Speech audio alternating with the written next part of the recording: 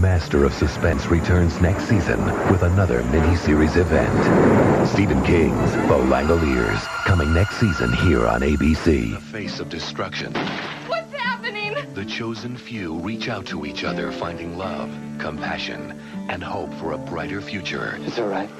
I know what to do. The end of the world is just the beginning. Stephen King's The Stand, Sunday, May 8th here on ABC. Starting tomorrow. I'll kill you all. It haunted them. I'll drive you crazy, and I'll kill you all. It terrified them. I'm every nightmare you ever had. Now it's back. I'm everything you ever were afraid of. From Stephen King's best-selling novel, It, starting tomorrow. Feeling. It's an incredible high. Tonight, an ABC miniseries. The master storyteller of Stand By Me, The Shining, and It. Ta-da! Stephen King takes you to the town of Haven, That should have been you who found it. Found what? where something wonderful is happening. This is gonna change everything. What the hell is it? Touch it. Pray it doesn't happen to you. That thing out there is talking. There's something miraculous about it. Something is happening to you. Something's happening to this town. And I'm telling you, it has something to do with that thing in the woods in there. Don't you betray me like this! Are you ready to complete the becoming? Are you ready to become one voice? Jimmy Smits, Mark Heldenberger, Joanna Cassidy, E.G. Marshall, and Tracy Lords. Now, the Tommyknockers. Our greatest fears are all around us, hiding in nightmares, shrouded in evil, waiting to be unleashed. You shine on, boy. Shine on? The Bible calls it having vision. I can feel it coming off you like heat. From Stephen King, the creator of It, The Tommyknockers, and The Stand, comes a completely new vision of terror. Annie. Seize your destiny, Mr. Torrance. Coming, sweetheart. Are you gonna hurt me, Daddy? Come down here and take your medicine. Oh, my God. You're never taking my son! This spring, Brandon! go to hell. And pray you get out alive. Rebecca De Mornay, Steven Weber. Daddy's mad at Mommy. Stephen King's The Shining.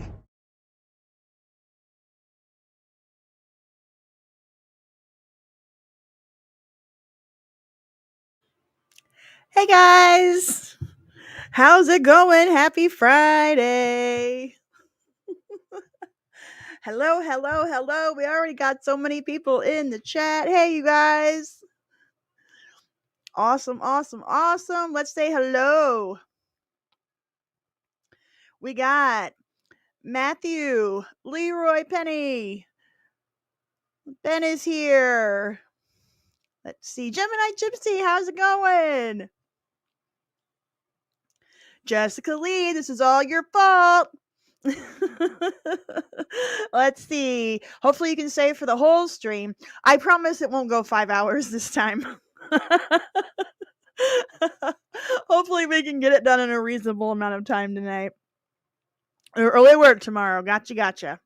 We'll go to bed at a reasonable hour. Brian Hess is here. Let's see. Who else we got? Sedwards is here. Jason Meyer. Jabbar Robbins is back. Let's see. Boy, you guys are all Ghost of Freddie Mercury's immune system. This is so cool. You guys are all here. Ted C. Nate Knox. Michelle Carter. Brian Henniger. How's it going? Oh, we got our first super chat of the day. Happy Friday day from Gemini Gypsy $4.99. Thank you so very much. I appreciate all you do. Thank you so much for supporting my channel. Let's see here. Higgy04 is here too. Gene Rowland is here as well. Toto is here. T is here. My goodness. Robin, Owen Hassel, Dark Kiss, Al, Tabitha Swanson. My goodness. Thank you guys so much. So tonight, thank you to Jessica we are going to talk about Stephen King movies. And I figured we probably would mostly talk about the films, but we can't ignore the TV miniseries either. So I just kind of made a list of all of the adaptations of Stephen King's work, or if he wrote an episode of a television show or anything like that. I made a big old list, and I figured we would just kind of go through it. Maybe go through some trivia, maybe watch some trailers, watch some scenes. We can talk about it however we want to do it. I hope that works for everyone. So I figured we'll just start. We're going to go year by year and go in order. I like to have a little order in my life, and I have an outline and a guide. So we are going to start with. Hold on. I even went all out and made graphics. We're going to start with 1976, and we're going to start with Carrie. That's the very first screen adaptation of a Stephen King that I could find, and it's one of my favorites. I think this was the first one I ever watched.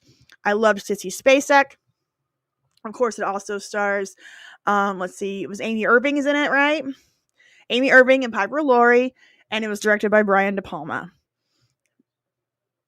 I love this. It's so iconic. Of course, we all know, I think we all know what happens at the prom. Okay, let's see. Let's watch the official trailer for Carrie. Let's bring it up. And here we go. Creepy. This was so creepy. Yeah, you guys, John Travolta was in this in a small role. William Catt was in this. Yeah, the remake of this sucked. Like, we're not even going to go there. And of course, we're only sticking to 70s, 80s, and 90s, so we don't have to worry about all that. But yeah, there was a ton of young stars in this one. And Sissy Spacek, amazing. So that in the trailer is kind of insane. Like, let's just give it all away. Seriously. Why spelled Stephen King's name wrong? Hold on, let's go back. Introducing John Travolta. Was this his first film role? Besides, I guess he was on Welcome Back, Kotter at the time. Where was Stephen King? There it is. They spelled Stephen King's name wrong. It's a PH, not a V. Creepy.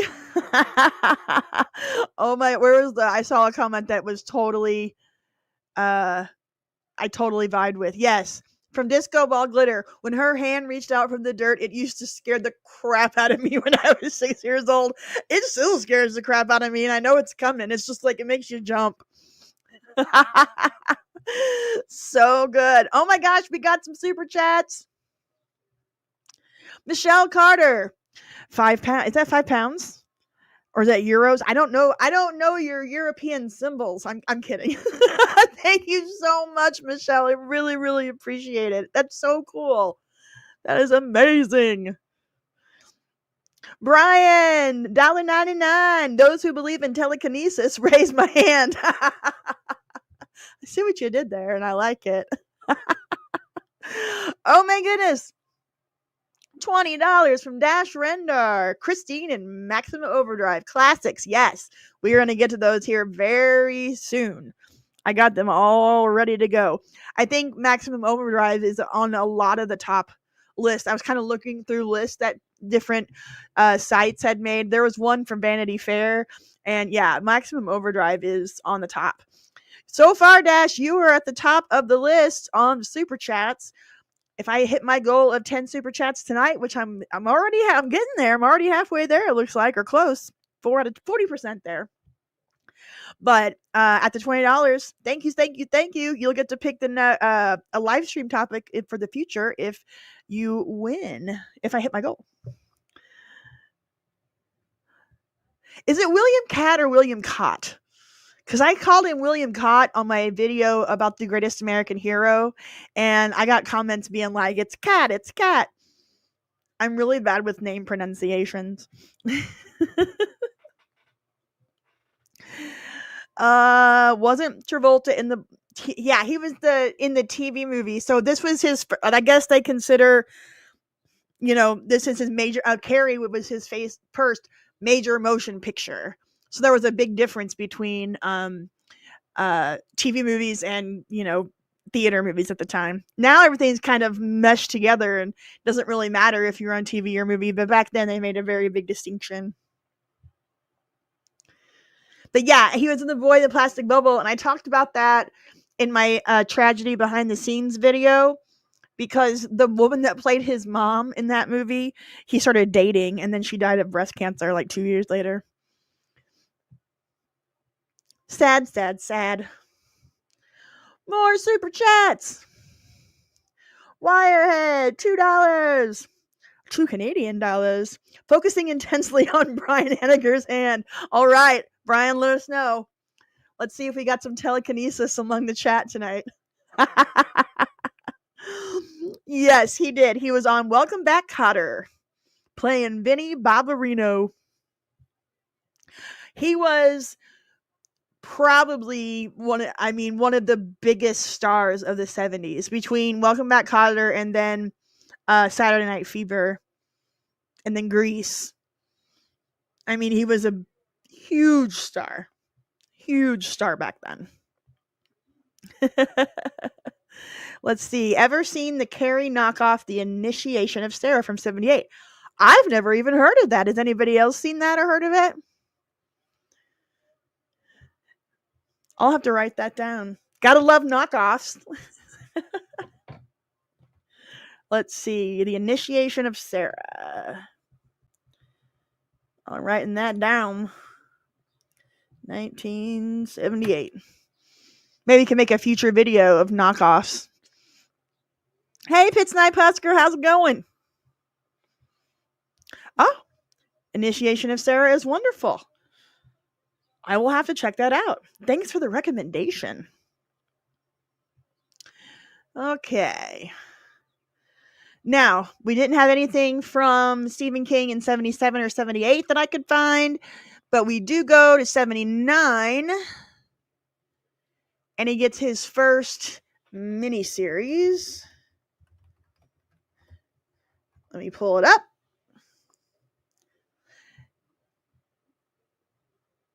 Salem's Lot.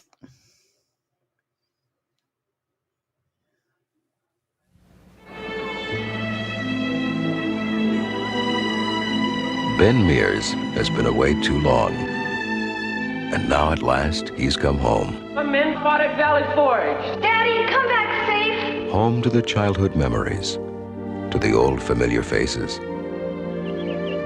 to a life unmolested by time.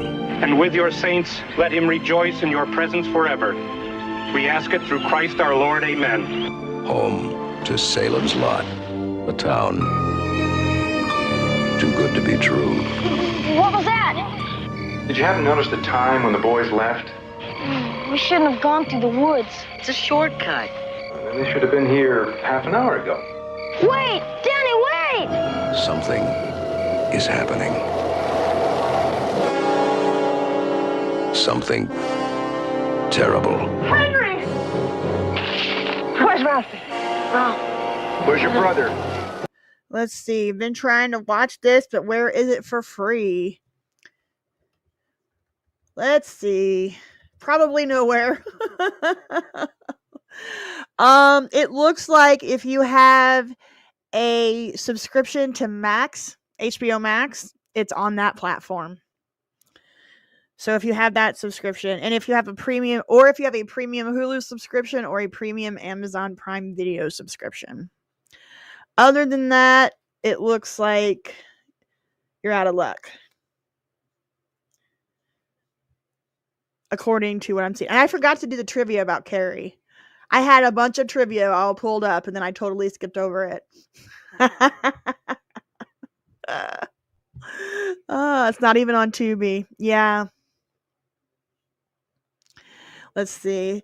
If I were to deep dive into Stephen King live action universe, I think it would take 3 to 4 parts to cover every adaptation. You're right. We're gonna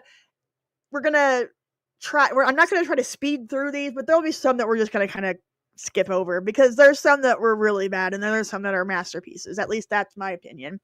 Holy crap! I see a big Gemini Gypsy. Gemini Gypsy, $49.99. If I win, my pick for next week is stoner comedies of the 70s through 90s. The timing is too perfect. I'm actually going to have a special live stream on 420, but we can, but I can't imagine you don't win this. I mean, this is insane. You're so great to me. Thank you. $49.99. Yes, we're going to do a stoner comedy, live stream. We're going to do it on 420, but we can maybe do a 2-nighter, or do one on, 419 and 420 or 418 and 420. I want everybody to be able to hang out on the 420 weekend. I know it's Easter as well, but yes, stoner comedy weekend next weekend. That's what we're doing. Because I love me some stoner comedies. I'm a connoisseur of stoner comedies. Thank you, Gemini Gypsy. You're amazing. And the new Cheech and Chong movie comes out on 420. I love it.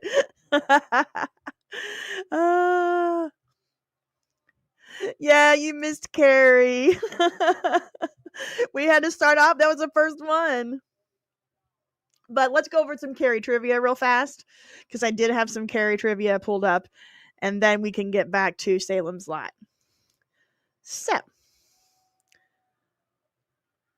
So here's, I'm going to IMDb for the trivia. They have some pretty cool stuff. Let's see. While speaking at a book event in Fort Myers, Florida in 2010, Stephen King recalled that he was paid just $2,500 for the movie rights to Carrie, which may seem like a pittance, but he has no regrets. I was fortunate to have that happen to my first book, King said. The name of the high school is Bates High, a reference to Norman Bates from Psycho. In addition, the 4-note violin theme from Psycho is used over and over in the film. Let's see. In the last scene of the film, Amy Irving's outburst terrified her real-life mother, Priscilla Pointer, that she screamed out Amy instead of Sue. She had never seen her daughter that hysterical and called out her real name in concern. However, the loud ending music covered the mistake. Oh, wow. That's pretty cool. Let's see here. I'm going to share this tab. Let's see.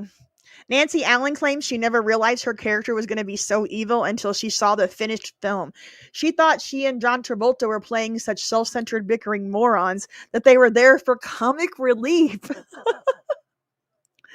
Piper Laurie also thought the character of Margaret White was so over the top the film had to be a comedy. Wow. So they were on the set thinking that they were going to be the comedy and the comic relief. But I mean, I guess there wasn't really this kind of movie before. This kind of, this kind of horror. I mean, horror was kind of, pretty campy or slashery. But my horror movie knowledge is not what it should be. So this is going to be I'm learning tonight as we go. Let's see. When Sissy Spacek was preparing for her character, she isolated herself from the rest of the ensemble, decorated her dressing room with heavy religious iconography, and studied Gustave Dor's illustrated Bible.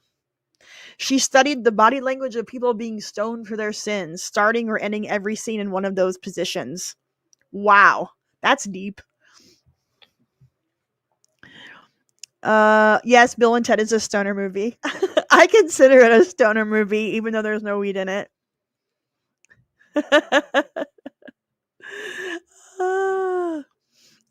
Let's see. All right, let's get back to Salem's Lot.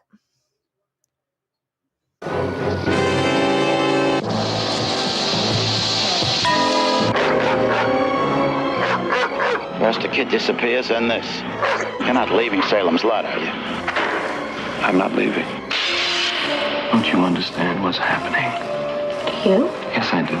It's in the Marston house. Good evening. I dreamed. You slept there all night? little tired. Didn't sleep much last night. I was dreaming. Somebody out there. Sweet dreams. I let him in.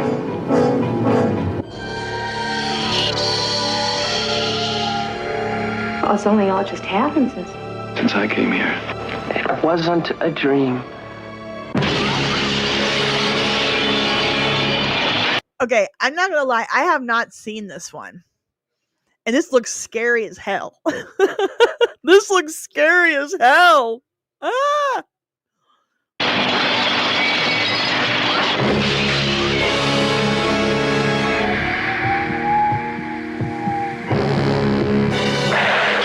Stop, holy man! You can do nothing against the master. They're breeding on one another. The vampires are creating vampires. The master wants you.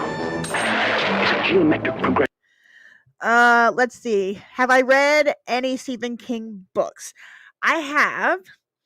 I read this, let's see, The Stand, and I've read 11/22/63. Or did I just watch that one? I read I read a couple of his stuff a few years back. I'm pretty sure, I read 11/22/63. Because I like that kind of stuff with the time jump. And I read some of his short stories. I did read Rita Hayworth and the Shawshank Redemption, obviously, because I wanted to just see what it was compared to the movie, and we'll get into that later. But so I've read a couple of his books, a couple of his short stories, but I have not really dove into his work. I mean, some of his books are so long. There are so many pages. Like, you gotta commit. 2 times 2 times 4 times 8. There's a dead man upstairs. Bill! Yea, though I walk through the valley of the shadow of death, I will fear no evil. Look at me. Ned Tibbetts' body has disappeared from the morgue. Thy rod and thy staff, they comfort me. Bill!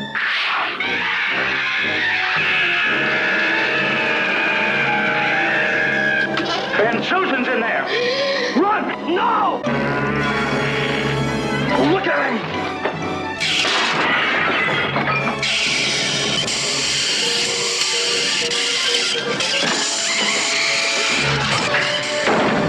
Stephen King, the best-selling author of Carrie and The Shining, takes you on a startling journey. That looks scary as hell. Scary as hell. Somebody asked if I was going to watch the new Stephen King movie that comes out next week, Sinners. I may. I don't go to the theater anymore because my theater experience here is not that great. The local theater we have and there's just not anything I want to really go see. But yeah, I mean, I'll probably watch it when it's on streaming. I see no reason why not. Let's see. All right. Now we got to get up to one of the controversial ones. And that would be Stanley Kubrick's The Shining. I know there's a lot of trivia and behind the scenes details about this one.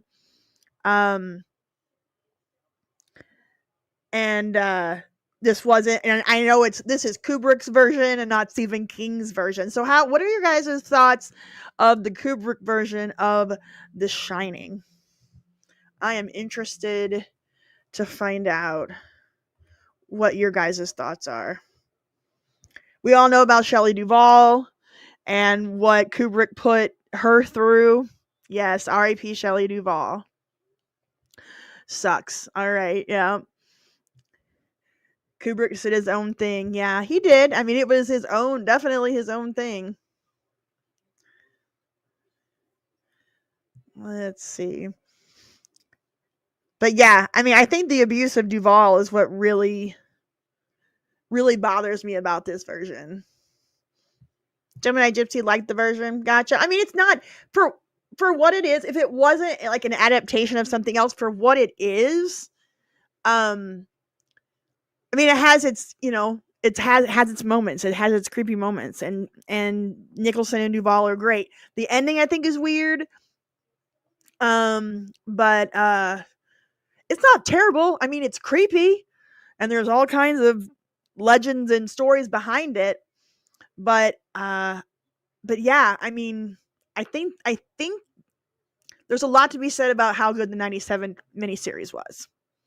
It was so different. And we're going to get to that when we get to the 90s. But let's watch the trailer for The Shining. I don't suppose they told you anything in Denver about the tragedy we had up here during the winter of 1970? I hired a man named Charles Grady as the winter caretaker. From what I've been told, I mean, he seemed like a completely normal individual. Yeah, I know. It was Kubrick's ending. Yeah. What did he do to Shelley Duvall? Like, he made her do these scenes. Like, he made him do like 50, 60, 70 takes on the like the really brutal scenes. The one where when she's on the stairs, the one where he's coming through the door, and just, it was very, very brutal. We'll get into some trivia here in a minute, but he was really hard on Shelley Duvall. But at some point during the winter, he must have suffered some kind of a complete mental breakdown. He ran amok and killed his family with an axe. Well, you can rest assured, Mr. Ullman, that's not going to happen with me. That's right. Mom, do you really want to go and live in that hotel for the winter? Sure I do. It'll be lots of fun. They finally explained the photo at the end as well, saying that he's one of the ghosts of the hotel that keeps coming back, like when the ghosts tell him you've always been here too. Okay. Got it.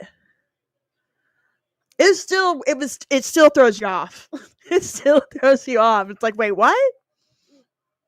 The only thing that can get a bit trying up here during the winter is the tremendous sense of isolation. Is there something bad here? I fear you will have to deal with this matter in the harshest possible way. I agreed that I killed you with Danny. You did this to him, didn't you? I'm not gonna hurt you. I'm just gonna bash your brains.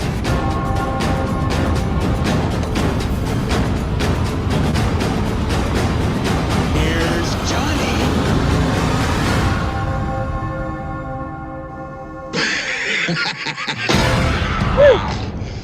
Now that's a trailer.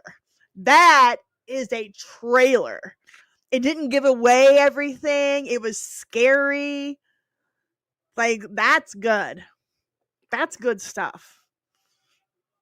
That makes me want to watch it, which is what a trailer is supposed to do, right?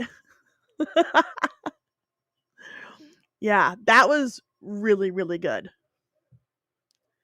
All right, let's get into some Shining trivia. Hold on, let me get to it. The Shining, 1980. Boom. We'll get to it. Did you know? All right. Because Danny Lloyd was so young, and since it was his first acting job, Stanley Kubrick was highly protective of the child. Oh, so he was highly protective of the kid, but just abused Duvall nonstop. Okay. During the shooting of the movie, Lloyd was under the impression that the film he was making was a drama, not a horror. In fact, when Whitney carries Danny away while shouting at Jack in the Colorado Lounge, she is actually carrying a life-size dummy, so Lloyd would not have to be in the scene. He only realized the truth several years later when he was shown a heavily edited version of the film. He did not see the uncut version until he was 17, 11 years after he made it. Wow. I often wonder what it's like to be a kid in some of these like really creepy movies. You know? Like, that's scary stuff. So it looks like we're having a conversation about Dr. Sleep. I heard it. I never watched it. I heard it wasn't that great. And it looks like that seems to be it seems to be the consensus on here too. All right, let's get back to trivia. For the scene in which Jack breaks down the bathroom door, the props department built a door that could be easily broken. However, Jack Nicholson had worked as a volunteer fire marshal and tore it apart far too easily. The props department was then forced to build a stronger door. According to Shelley Duvall, that famous Here's Johnny scene took 3 days to film and the use of 60 doors. I mean, seriously. Jack Nicholson and Shelley Duvall expressed open resentment against the reception of the film, feeling that critics and audiences credited Kubrick solely for the film's success without considering the efforts of the actors, crew, or the strength of King's underlying material. Nicholson and Duvall has said the film was one of the hardest of their careers. In fact, Nicholson considers Duvall's performance the most difficult role he's ever seen an actress take on. Duvall also considers her performance the hardest of her life. At the time of the release, it was the policy of the MPAA to not allow the portrayal of blood in trailers that would be approved for all audiences. In 1980, the concept of green band and red band trailers were being introduced. Bizarrely, the trailer consists entirely of the shot of blood pouring out of the elevator. Kubrick convinced the board the blood flooding out of the elevator was actually rusty water. The water also had red dye in it. Wow, there's so much trivia. Yeah, Duvall suffered from the nervous exhaustion throughout filming, including physical illness and hair loss. Yeah, Kubrick, known for his compulsiveness and numerous retakes, got the difficult shot of blood pouring from the elevators in only 3 takes. So there you have it, and there you are. Crazy. Yeah, poor Shelley. Let's see. Yeah, Kubrick is a dick. I mean, or was, I should say. I mean, you know, there's perfectionist and then there's just being a dick, right? Yeah, doing that scene 60 times. I mean, it's just terrible. All right, yeah, Nicholson's great. All right. Up next, 1981.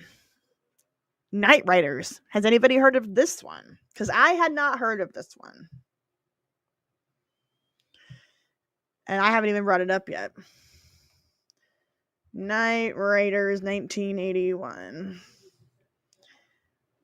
It's a George Romero movie? What? That'd be crazy. All right, I'm going to show you the Knightriders trailer, and I'm going to go potty real fast. But we have an early potty break tonight. We're only 30 minutes in, and I already have to go pee.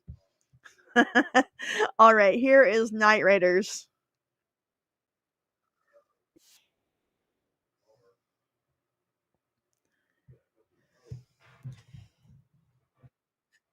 Maybe, hold on. Maybe I should put on this. Maybe I should put it on there before I leave. And no, this is not the David Hasselhoff TV version. Oh, thank you for asking, Blazing Dragon. Dale is doing just fine. He's actually sitting right over here asleep, all curled up in a box. So he'll probably wake up and bother us at some point tonight. All right, here comes the trailer for Knightriders. I'll be right back.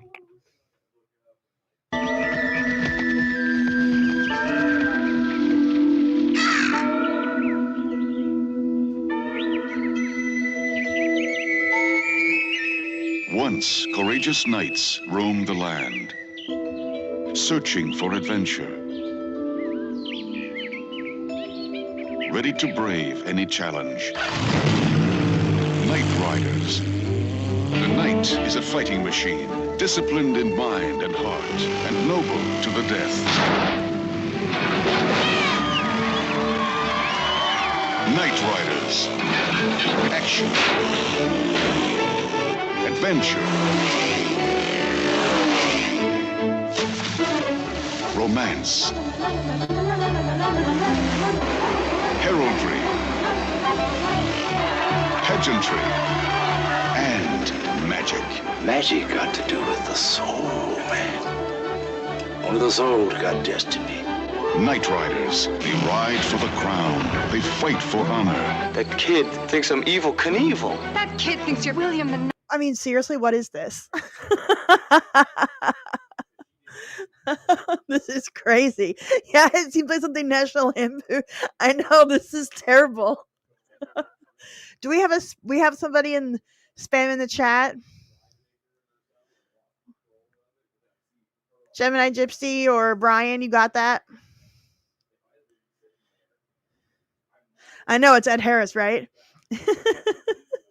I don't know how this is a Stephen King movie. I swear it says Knightriders is Stephen King. And let me double check. Watch it be like, not at all. Yeah, it is. It's Stephen King. It was... Wait, hold on. I'm so confused.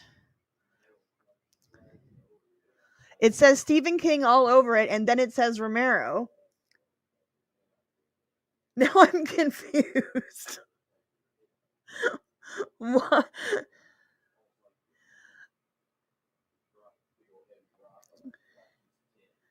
Knightriders, Stephen King. Was he in this? Because he always says, Stephen King, I know, says that all the movies that he makes cameos in are the ones that bomb. Is Knightriders a Stephen King movie? Hold on. Is Knightriders a Stephen King book? This is what it is, guys. This is what it is. He's in the movie. He didn't write the movie. This is a Romero movie that Stephen King was in. Womp womp. This is terrible. So we're gonna go ahead. We're gonna go ahead and move on. All right. Let's see here. Let me get. Hold on. Up next. You know, we're always making mistakes around here. I can't be perfect all the time. 1982. Creepshow. This was one of my earliest Stephen King memories, besides Carrie. All right. Let me get over here.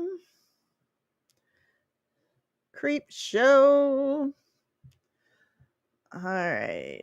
Here we go.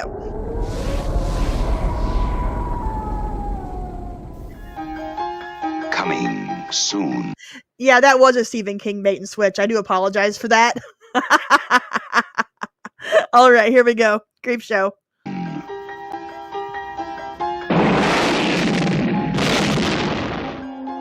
Jolting tales of horror.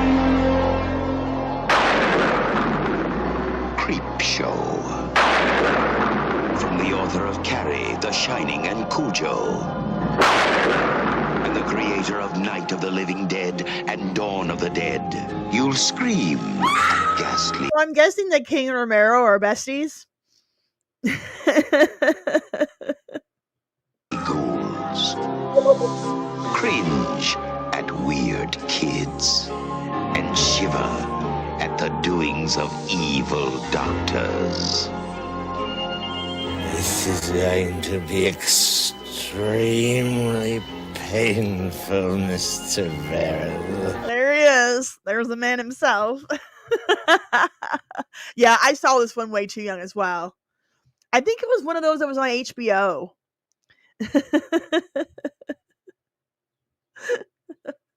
Yeah, I've seen Creepshow. Creepshow will grab you, grow on you, and give you the creeps.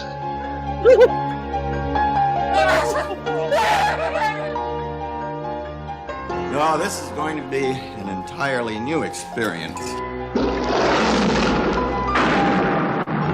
Creepshow, the most fun you'll ever have being scared. There's so many good actors in this one. I mean, Hal Holbrook, Adrienne Barbeau, Leslie Nielsen. I mean, it's like a horror comedy. You would consider it a horror comedy, right? Yeah, the bugs. Ew. Ew, ew, ew. Oh, God. Ew. All right. I wonder if there's anything cool about Creepshow that we can learn. Let's find out.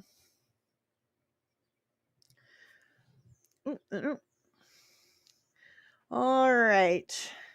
Yes, Ted Danson is in this, but he wasn't. They did. This was before or right when Cheers came out, so he wasn't like a big star to put on the the top billing of any kind.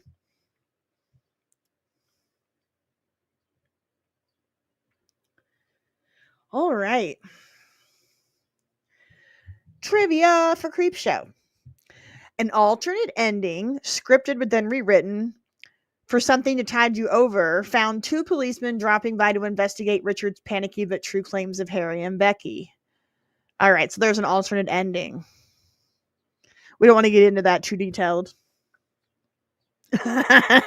While he was all business in his scenes, Leslie Nielsen had a fart machine in his pocket during shooting. He would let it go off during rehearsals, and just before director George Romero would call action, causing Ted Danson and the crew to crack up with laughter.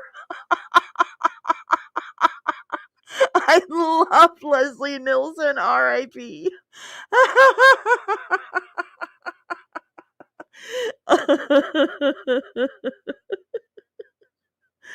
Oh my God, that's funny. He always had the fart machine on movie sets. Well, I mean, if you're in a comedy, that makes sense, but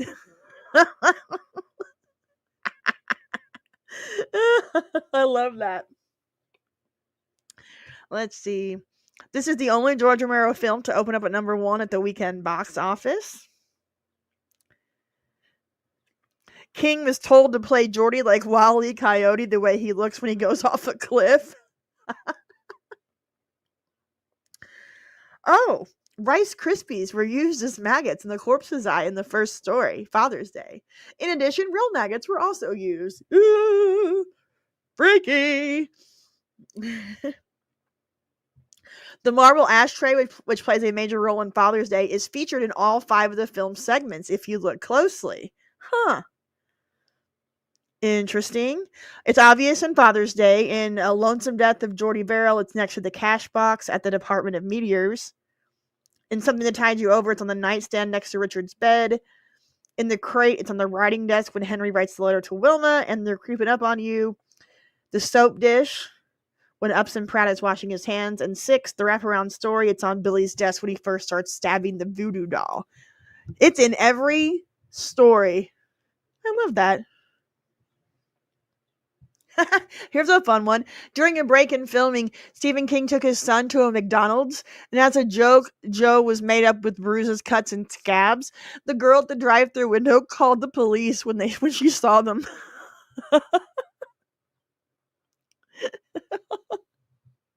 That's pretty good. Stephen King had an allergic reaction to the makeup he had to wear for Geordie's transformation. He was subjected to shots and medication so the work would be bearable. Good times. Good times had by all. Okay, next one. Let's get to 1983. This is a big one. There's 3 movies that come out in 83. First up, we're going to watch the trailer for Cujo, which I believe we already watched during our 80s movie marathon, but there's no reason we can't watch it again. Also, this version of Cujo is available on YouTube for free, just in case. Oh, and that reminds me, for members, I'm doing a members-only live stream on Sunday, and we're going to watch movies together. It's a watch with me live stream, and we're going to watch one of the free movies on YouTube. Maybe we'll do Cujo, who knows? I haven't figured out which one I want to. I haven't picked the movie yet. But if you're a member, channel member at the I Got 5 on it level, you can join me and we'll watch a movie together on Sunday night. All right. Cujo trailer. Here we go. Oh my god. Ah! D. Wallace, yep, the moment in E.T. And the kid is the kid from Who's the Boss? Really? I totally forgot that. Ah! Yes, that's perfect. That dog was like a mean version of the Beast in Sandlot. That's a great way to describe him. It's funny that the movie is about a dog with rabies. I mean, I guess. In a world, right? All right, up next. The Dead Zone. Oh, yes. I like this one. I mean, anything with Christopher Walken in it, I'm going to watch, but I really like this one.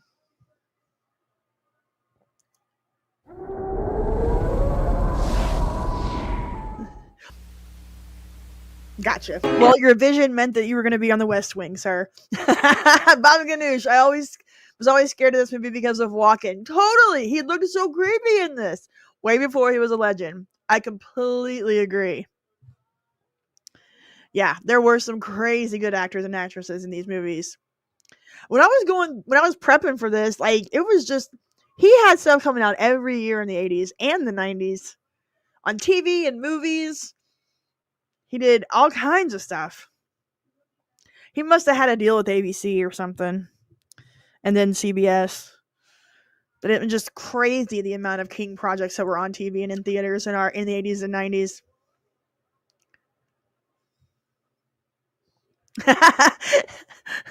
But I mean, hey, he saw it, right? He didn't realize that his visions were of his future roles. I've seen a lot of Walken episodes of Saturday Night Live. I don't remember that. I'll have to check that out. I love parody, especially with good old President Bartlett. I love Saturday Night Live parody back then. It was good stuff. Ones. I agree. I forget about it, right? There's just so many to keep up with. All right, we're going to watch the Christine trailer and then we'll do some Christine trivia.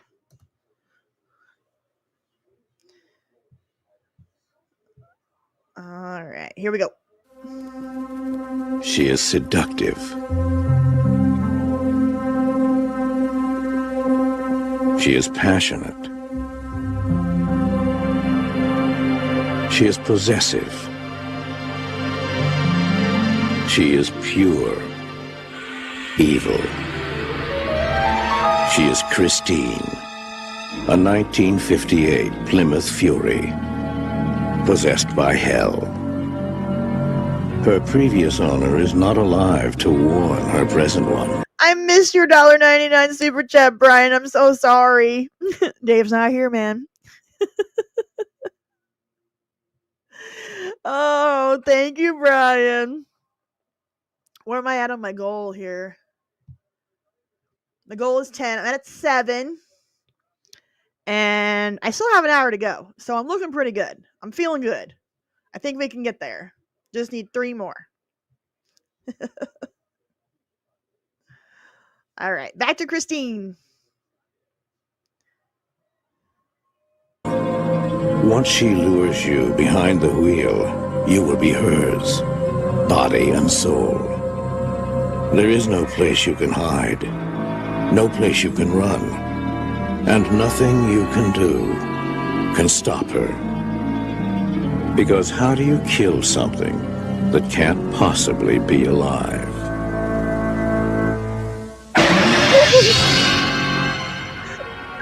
Christine. Body by Plymouth. Soul by Satan.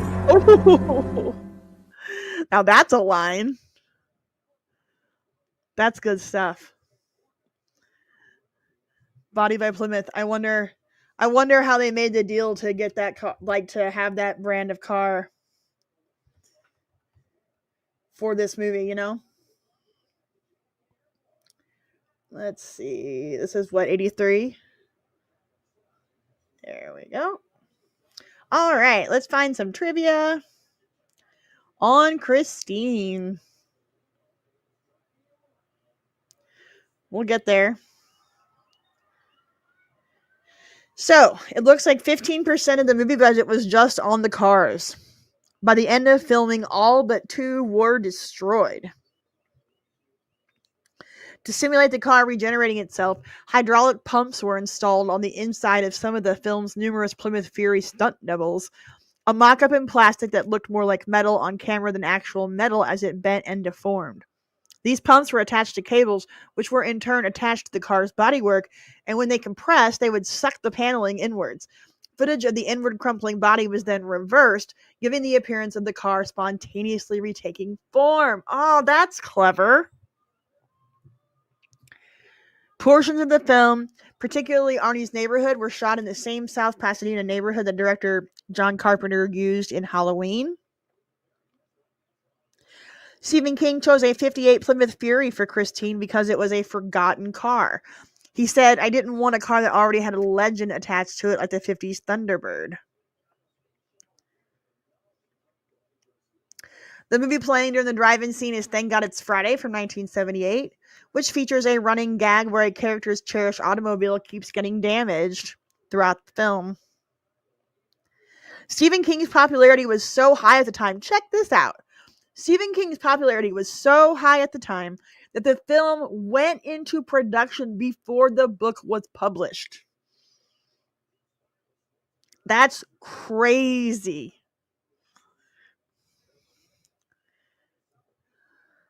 Let's see here. Gobbledygook. After reading the majority of his books, I hate 99.99% of movies made about Stephen King books.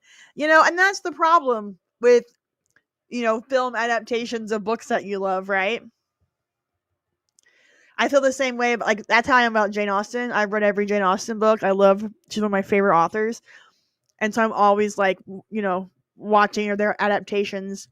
And every once in a while a good one pops up, but usually they're crap and it sucks. All right.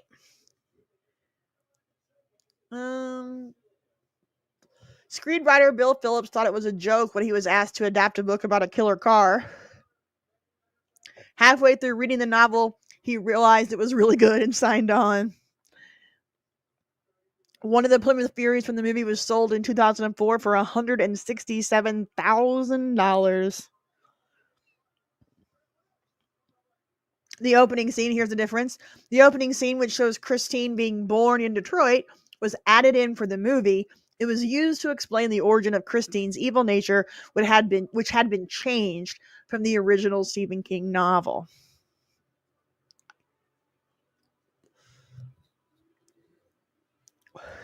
Let's see.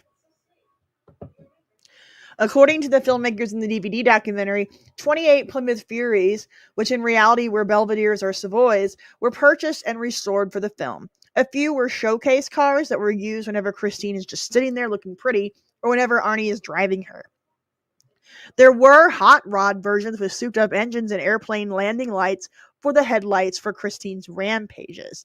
Then there were junked and shell cars for the versions of Christine in disrepair or for her death scene. There is one way to tell which cars are the showcase hot rod cars and the stunt cars. If you look at the undergrille beneath Christine's front bumper, the showcase cars have a chrome undergrille, while the stunt cars have a red painted undergrille. Ah. Interesting. Keith Gordon, this is kind of weird, I think. Keith Gordon, who played Arnie, says in the DVD extras that he pretended the car was a woman. So wherever he touched the car, he imagined which part of a woman the car was. All right, that's a little too much method acting for me.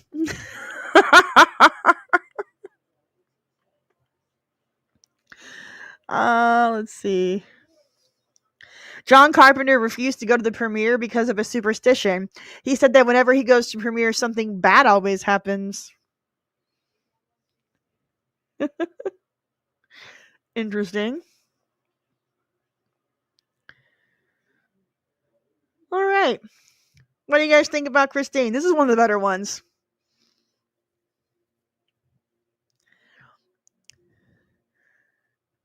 Carpenter is a legend.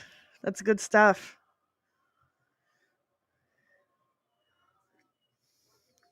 Let's see if there's any good other trivia. Kevin Bacon was offered the lead role in Christine, but ended up choosing Footloose instead. At one point, Bacon was going to originally star in Dolan's Cadillac, another Stephen King story centered around a car. Huh, so he chose Footloose over Christine. That makes sense. It works.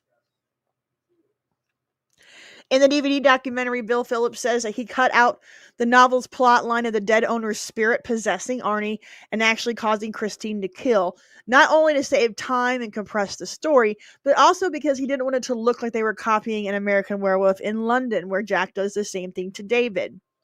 This despite the fact that in American Werewolf in London, David is a werewolf and Jack does not possess David or even suggest that he kill anyone other than himself. So that's why they changed it. Stephen King later created two characters named for Harry Dean Stanton. Harry Terwilliger? I can never say that. Harry Terwilliger and Dean Stanton. They're the names of two of the guards in the Green Mile.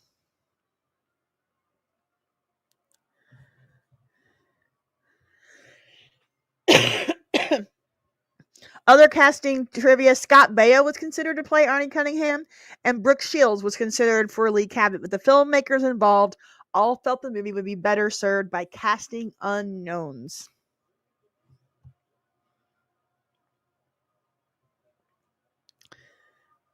There you have it, and there you are. All right. 83 was a big year for Stephen King. He was doing big things. Yeah, it was definitely better with unknowns. There's a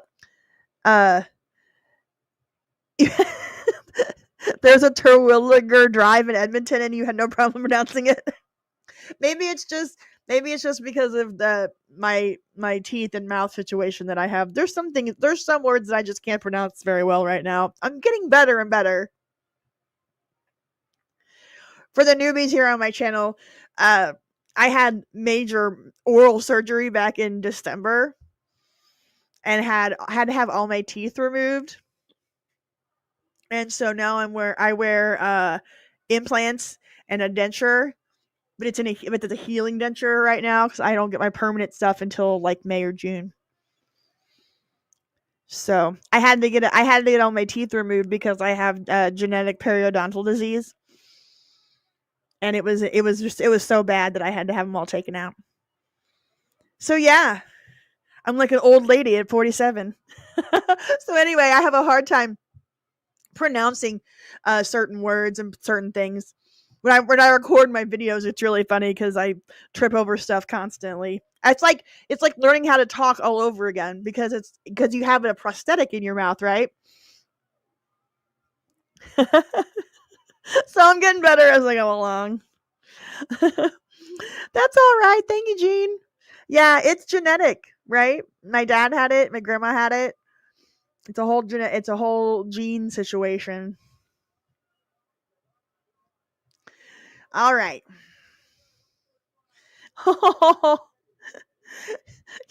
You're too kind. You're too kind. My God, guys. This is funny because the other day I was carded. The other day when I went to buy cigarettes, and I swear I was so excited that I almost asked the girl for a selfie. The clerk. I was like, "Can we take a picture?" I was like, "I'm kidding." Oh, thank you. It was very painful. For about 2 weeks, I wanted to end it all. I was like, why did I do this? I had to do it, but why? Oh, it was the most painful thing ever. I couldn't eat anything for like 2 weeks. It was so painful.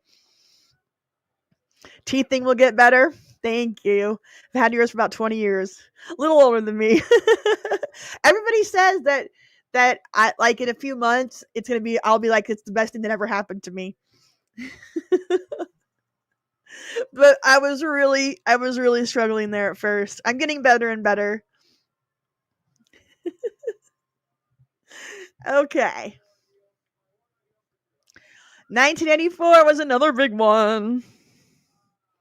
1984 Stephen King adaptations. We have Children of the Corn, we have Firestarter, and then he also wrote an episode of Tales from the Dark Side called The Word Processor of the Gods. Just wanted to mention that. Let's check out Children of the Corn. Now, I kind of think, for me, the visuals of Children of the Corn are very memorable. The original. We're not going to talk about all the dumb sequels. The visuals are very memorable, but I don't like this one. Was not one of my favorites. That's just me. If you love it, I'm happy. Yeah, corny. We'll watch the really short minute long trailer. And then we'll just move on past. Every child is afraid of the dark, the unknown, the nightmare. In Gatlin, Nebraska, that nightmare is in the corn. Stephen King's Children of the Corn.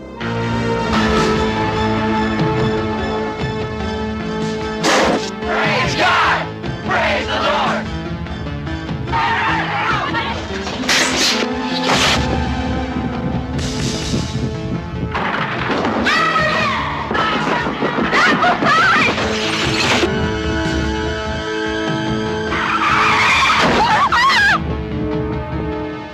From Stephen King, the author of Carrie, The Shining, The Dead Zone, and Christine, an adult nightmare. Children of the Corn. I'm here, Lord! I'm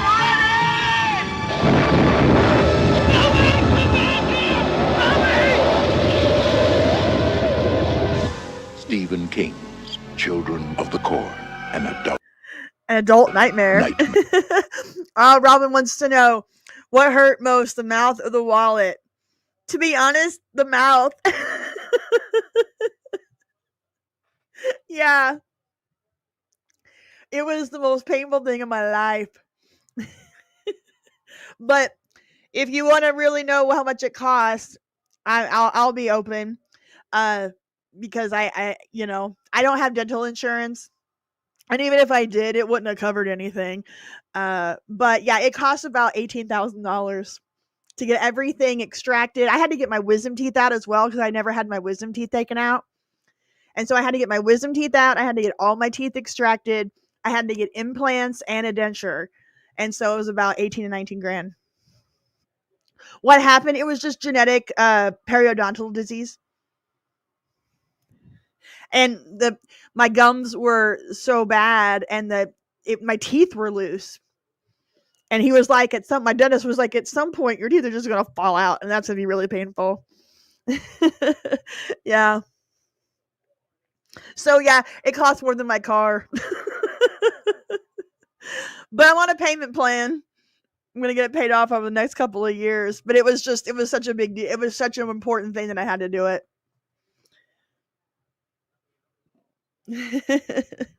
Yeah, it's not cheap.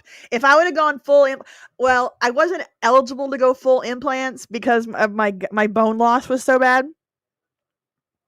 But listen to this. If I would have been able to do all implants, it would have cost $60,000. And I was like, I was like, that's like buying a house.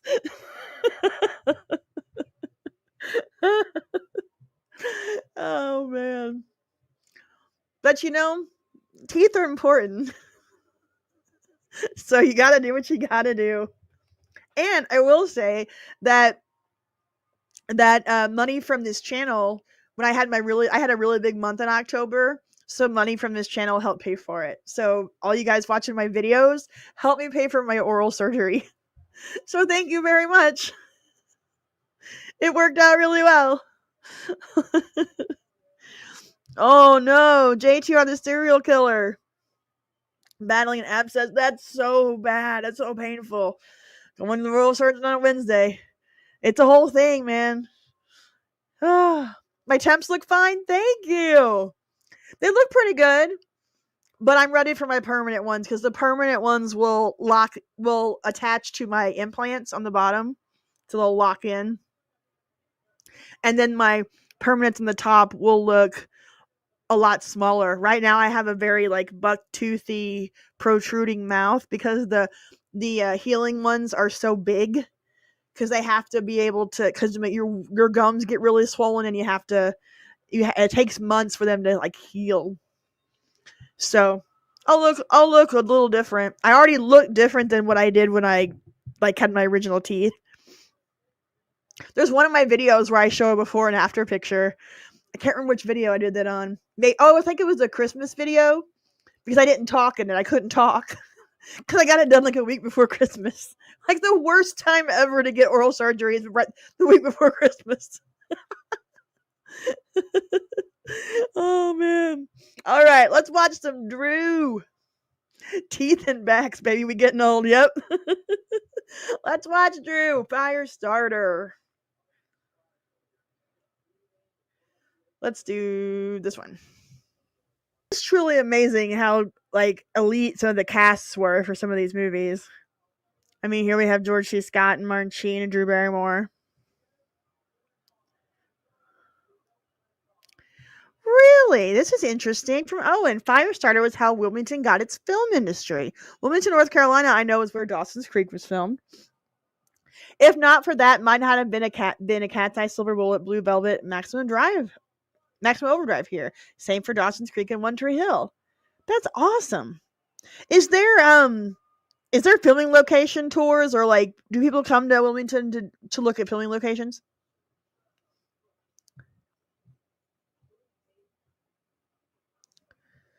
I'm generally curious because I want to do some filming location stuff for 80s and 90s movies over the next couple of years, and I got a couple of sites. I'm going to Oklahoma for The Outsiders. I'm going up to Kansas City and Lawrence for The Day After. I'm going up to Mackinac Island for Somewhere in Time. But I'd like to go to Wilmington and do if they have if the location stuff is around.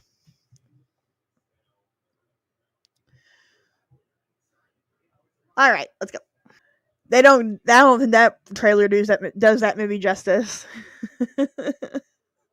That is my opinion. Come to San Diego for Top Gun? Whew, that'd be a drive. I'm not opposed to it. Yeah, and the Goonies house up in Oregon. I'd love to go to the Goonies one. That is like, I live in the Midwest, so going out to the West Coast I'd have to really plan for that one. I'm not against it though. Someday I'll do a meetup of some kind where we can all like meet up in person when my channel gets a little bit bigger. But even now, I think I'd probably have people come and hang out. It'd be kind of neat. All right, let's do some Firestarter trivia. Did you know George C. Scott wears an eye patch over his left eye during the final hour of the film, which was due to the infection caused by the contact lens used earlier in the film? The eye was not quite healed and had to wear it to complete the filming of his scenes.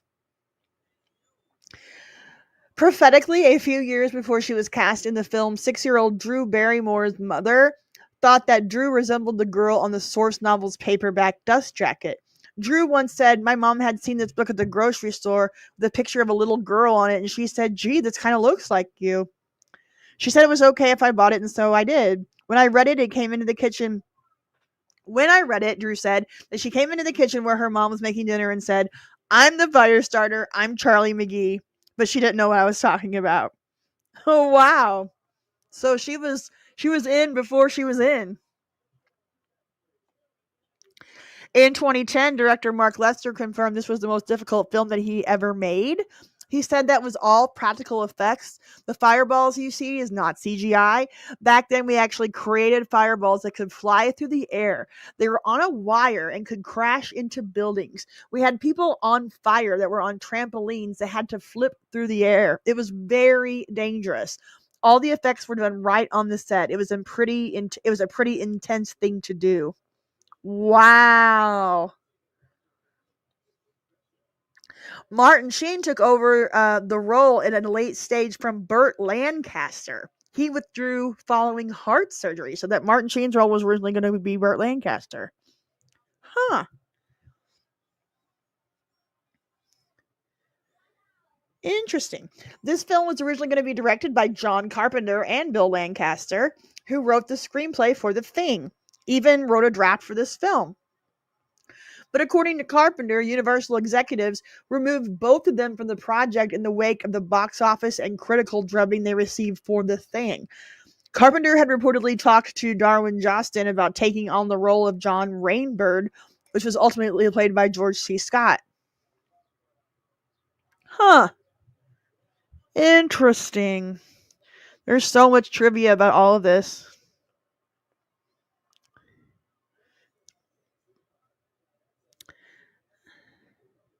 Producer Dino De Laurentiis paid $1 million for the film rights to Christine. In 1983 or 4. That's a lot of money back then.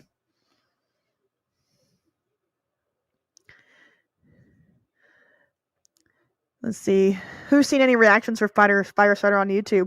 I don't know. I don't know if I've seen any reactions to that.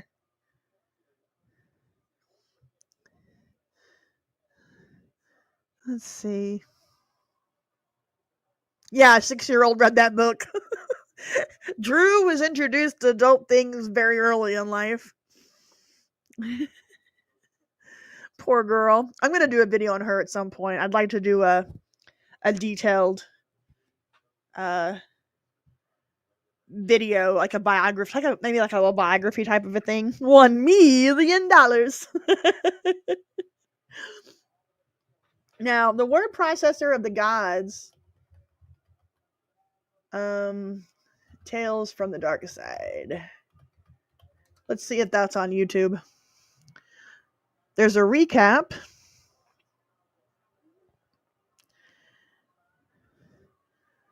Word processor of the gods. Well, it's got to be here. Oh, there's an unedited watch along. Huh. Anyway, season 1, Tales from the Dark Side, the word processor of the gods. What was that about? Let's see if I can find.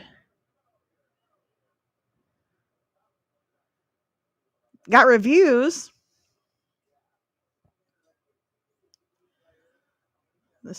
But no, like. Yeah, I got people reviewing it. But the actual episode doesn't look like it's available. Let's see, where can you watch Tales from the Dark Side? Watch Tales from... It's on Paramount Plus. I don't know. I don't want to be like buying all these different platform streaming services. I don't, But there's a lot of good things on Paramount Plus these days and Max. All right. Moving on to 1985. Oh, one of my favorites. I love Cat's Eye. That's one of my... I'll never forget when I was little. I was like 7 or 8 when that movie came out. And seeing James Woods trying to quit smoking. And he's like, his wife is like being shocked when he gets caught smoking. That is a memory that I have from I'll never. I mean, it still today lives rent free in my head.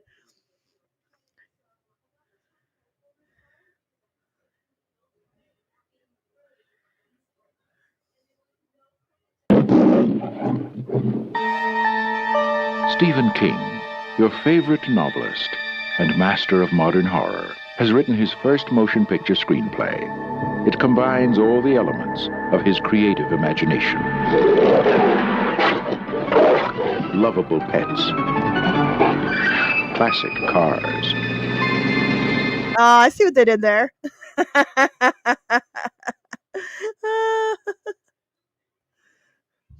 Oh, drunk 3PO went where? I'm assuming you're talking about the Goonies house. I like drunk 3PO. But yeah, I like the little Christine shout out in their Cat's Eye trailer.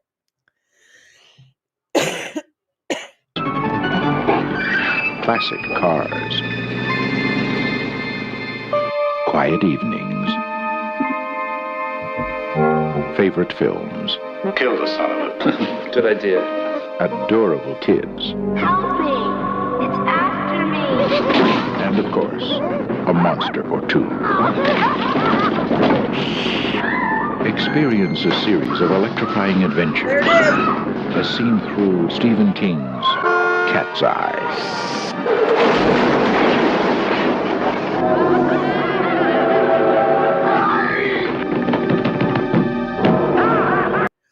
Oh, this is a great comment. Bobby Ganoush.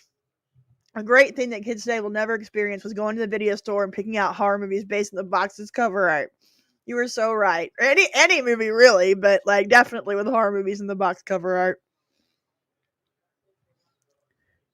There's like it's weird because I don't think it's hard to try to explain to younger kids like the value of physical media and like having to go get something at a store and not just pushing a couple buttons and then it pops up on a screen. Like it's just the relationship you have with some of that stuff is just so much better when you have to like make an effort to find it. Yeah, some movies the cover art was better than the movie. That's true. It was a whole like like art form. Movie posters and cover art on DVDs and VHS. Nice.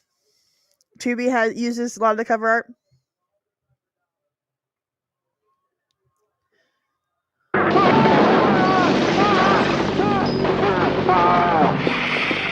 Where's your sense of humor?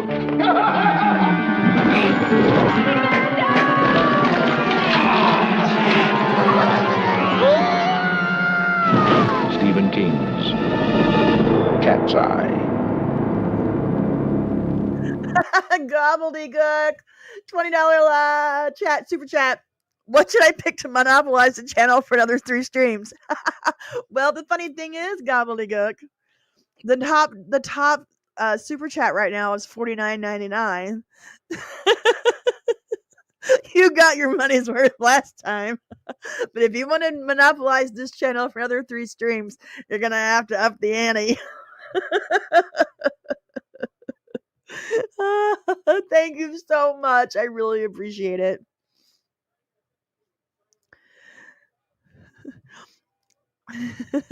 Exactly. Did I miss? Oh, I missed your super chat? Hold up. Oh my God. $10, Jessica Lee. Thank you. Just want to say thanks. I'm enjoying this so much. You really do your research. Well, thanks. I try. I want to make this a fun experience. I love you too, Gemini Gypsy. I really appreciate it, Jessica. Thank you so much for supporting the channel. Did you see that your name is on the thumbnail for this live stream? Anytime a winner, a super chat winner picks a topic, I'll put their name on the thumbnail, so you get some recognition and love for the support. So thank you so much. I'm glad you're enjoying it. All right. Let's go Silver Bullet. Gonna move along a little bit here. I'm getting a little slow. We're already an hour and a half in.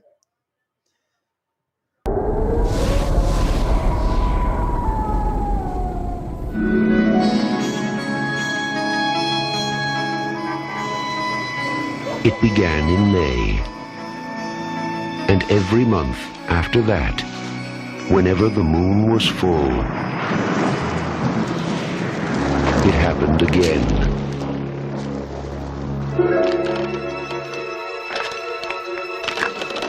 And again.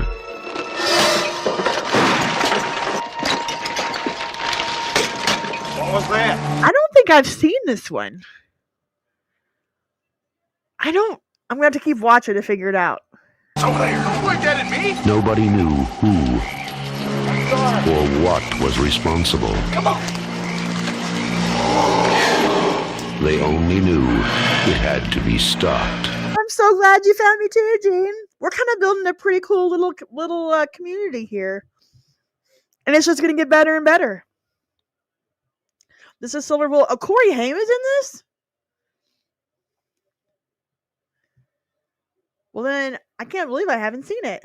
Now, from the master of mystery and suspense, Stephen King's Silver Bullet.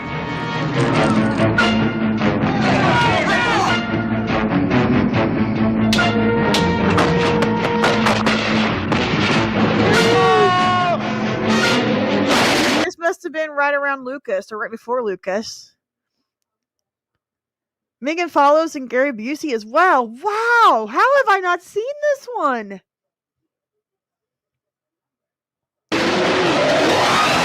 Silver Bullet, the last glimmering hope. Based on the novelette Cycle of the Werewolf. Huh.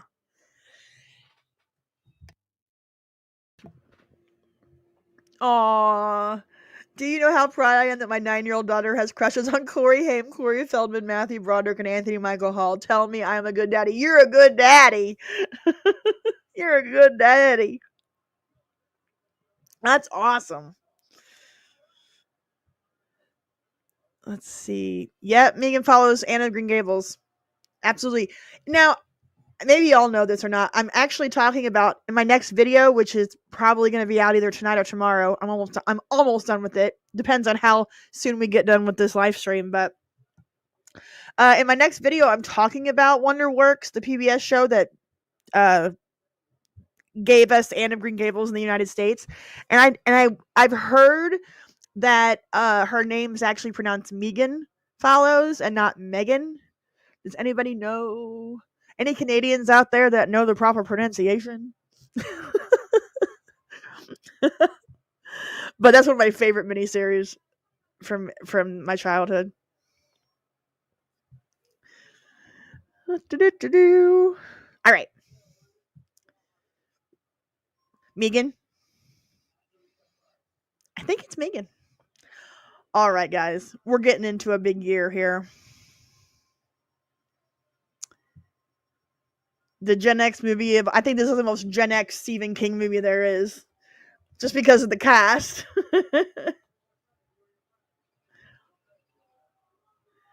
All right. Here we go.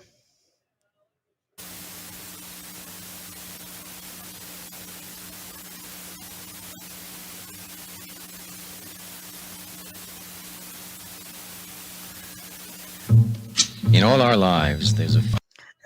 You don't know, but your name's Megan? Meg? Not Megan or Megan. Yeah, my sister's name is Megan. That was a very big name in the 80s. Gotta love it, Meggie.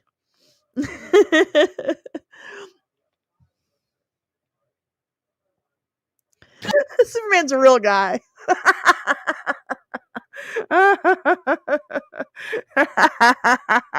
Megan, potato, french fries. I like that. Oh, yes. Go away, caller. Yes. 11-year-old son does need to see this one. Well, 11-year-old doesn't want to see a dead body, right? If I can only have one food for the rest of my life, that's easy. Pez. Cherry flavored Pez. Gotta love the cherry flavored Pez. That's great. Your 7th grade English teacher would used to read parts of Stephen King books and short stories. I'm assuming not the less scary ones, right? I agree. You could definitely argue that this is King's best adaptation. It's done so well.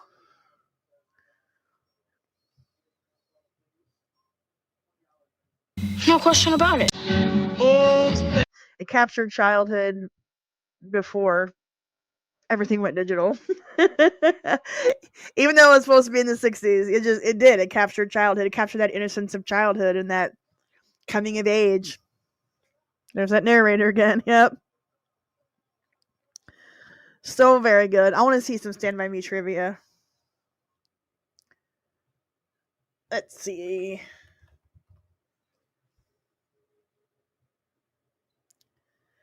Doop, doop, doop. All right. Did you know? After director Rob Reiner screened the movie for Stephen King, he noticed that King was visibly shaking and wasn't speaking.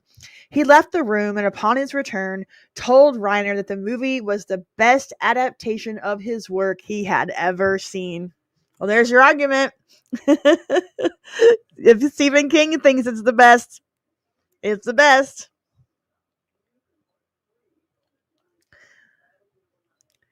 Kiefer Sutherland claimed in an interview that in one of the locations of the film, a Renaissance fair was being held and the cast and crew attended and bought some cookies. Unfortunately, the cookies turned out to be laced with pot, and 2 hours later, the crew found Jerry O'Connell high and crying somewhere in the park. I have heard this story. Jerry O'Connell, I heard it from him. He was on some podcast or somewhere and told this story. That's hilarious.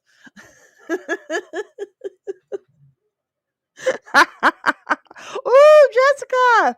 $2 for the goal! Yay! Made the goal! Woo! Thank you so much.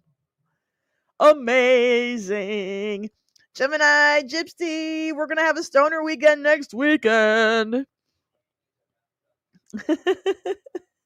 Gobbledygook, you monetize the channel really good, or you monopolize the channel really good. I might give you a choice in the future. Thank you, Jessica, for the $2. I appreciate it. You guys are the best. So appreciate it. All right, let's read some more trivia. River Phoenix, Corey Feldman, Will Wheaton, and Jerry O'Connell got into a lot of mischief in the hotel they were staying at during filming. This included throwing all the poolside furniture into the pool, Wheaton fixing video games in the lobby so they could play them for free, and Phoenix, spurred on by the other boys, unknowingly covering Kiefer Sutherland's car in mud, only discovering whose car it was when Sutherland came out and confronted a scared and nervous Phoenix about it later. I wouldn't expect anything less. They were like 12 or 13 years old at the time, right? Like, it must have been the best summer. Those guys hanging out and filming. Rob Reiner considers this the best film he ever made. Corey Feldman has stated in several interviews that all of the characters he's played, Teddy was actually the closest to his personality and personal life at the time. The pond the boys fall into was a man-made pool because the crew wanted them to be safe and secure and didn't want to put them in a real pond because they did not know what would be in it. However, Corey Feldman stated in an interview that the joke of the whole thing was the pool was built, buried, and filled with water in the beginning of June, and by the time they got to film the scene, it was the end of August. So it had been out in the woods for 3 months, and they didn't know what was in it anyways. It was kind of an exercise in futility. Yes. R.I.P. River. Stoner Weekend 420. Yay. Let's see what else we got.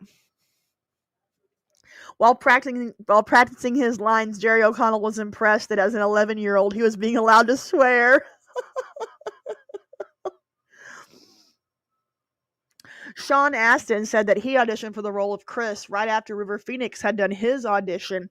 When Astin walked into the room, he said he knew that he had no chance because he saw the filmmakers were choked up and holding back tears, meaning Phoenix had just nailed his audition. Astin said he was equally impressed by Phoenix's performance when he saw the film and agreed that Phoenix was the right actor for the part. At the insistence of director Rob Reiner, who is an avid non-smoker who campaigned for anti-smoking laws in California, the cigarettes smoked by the boys were made from lettuce leaves. Oh, meathead. I mean, shit, in the mid-'80s, you could have just bought some candy cigarettes, right? That'd have worked. The novella and the film take place in the town of Castle Rock, Maine, and then Oregon, respectively. Castle Rock became the name of Rob Reiner's production company. So that's where that comes from.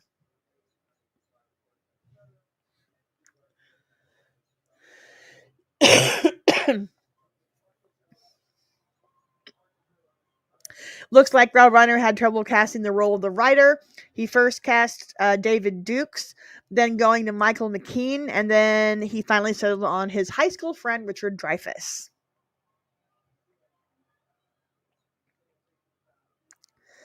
Will Wheaton's grandfather starred in Wagon Train in 1957, so his grandmother asked that Wagon Train somehow be worked into the dialogue, and it was.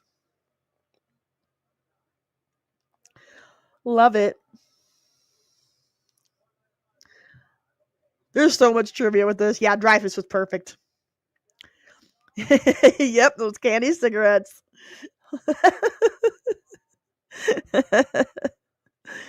Oh, man. Good stuff. All right, Maximum Overdrive.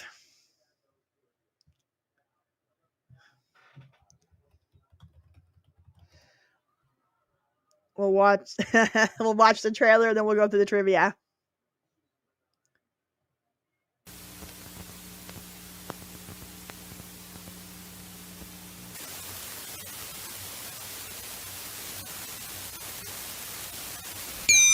Hi.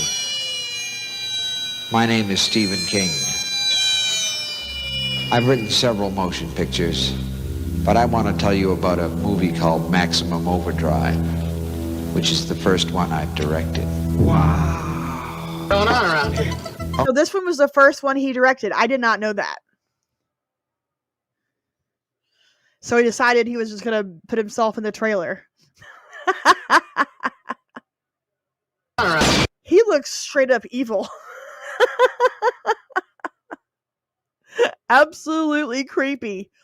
I mean, look at that.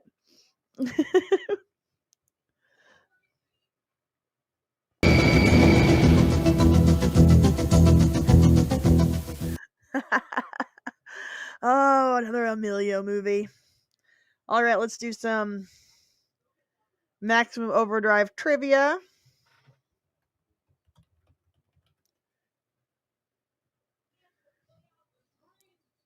And let's see.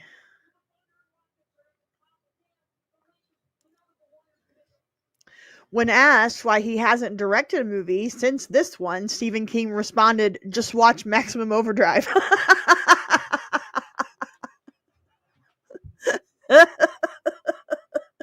That's pretty good.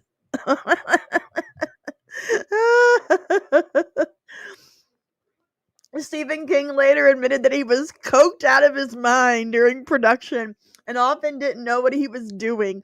He remarked that he'd like to try directing sober someday.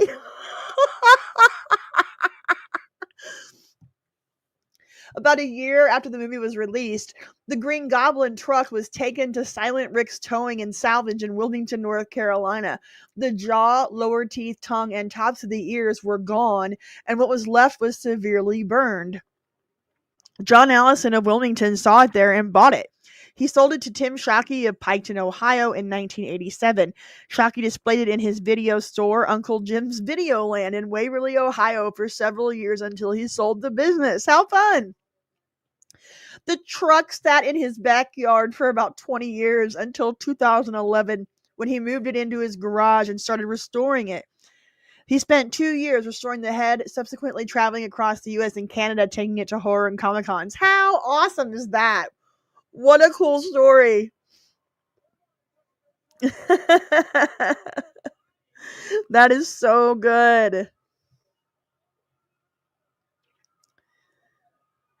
It's been long rumored that George Romero ghost directed a large portion of the film while Stephen King was seeking treatment for his cocaine addiction. Cocaine is a hell of a drug. Many fans of Romero's work have noted that film features many of his distinct camera angles and editing choices. While King has never admitted this, he has mentioned that Romero was constantly on set, and King would frequently ask him for advice about directing. Let's see.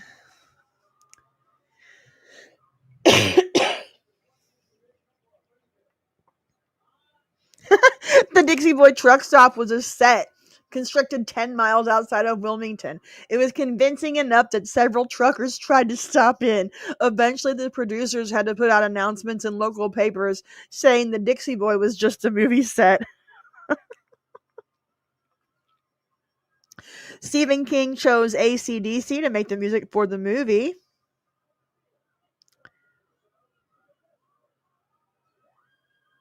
Let's see. What else we got? Oh, this is good advertising. Some trucks used in the movie were from local businesses, and the actual names of the businesses remained on the trucks in the movie. The original scripted ending had the Dixie Boy survivors deal with one last obstacle before escaping, a machine gun mounted Coast Guard boat. There was also to be one last shot of the city of Wilmington being destroyed by the machines.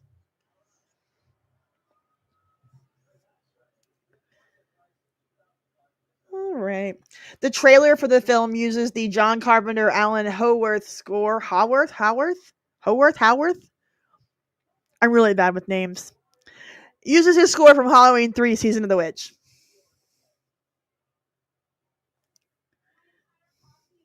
Loosely based on Stephen King's short story Trucks, which was included in Night Shift, King's first collection of short stories. There you have it, and there you are. That's your Maximum Overdrive trivia. This same year, 1986, I didn't put a marker there. Oops. King also wrote an episode of The Twilight Zone called Grandma. So I wanted to put that in there. I'm a big Twilight Zone fan. OG Twilight Zone, but the 80s stuff isn't that bad. There's some good episodes from the 80s version. All right. Next up, one of my favorites. We talked about this last week during the 80s stream. But The Running Man, they're getting ready to they're remaking it. It's going to be out this year. I'm very skeptical because I love the first one so much. Let's see if I can find a clip from The Running Man that we can watch. If you're looking for the OG version, it is available on Paramount Plus. Let's see. Let's do the Let's Start Running.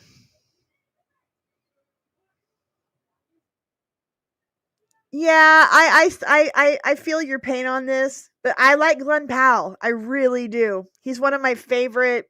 Like, if I had to choose a current movie star, a young up and comer, he would be the one I would choose. Yep, love Richard Dawson. Love it, love it, love it. I understand. I've never read the book, but I've heard that's very, very different. Like, why they put that. I mean, I know why they put it in there, but like, come on. That was a little much. Like, we got it. You were Terminator. So is the book really bad? Like, because I love this movie, but I know it's super different from the book. So all y'all are saying the remake's gonna suck because it's like the book.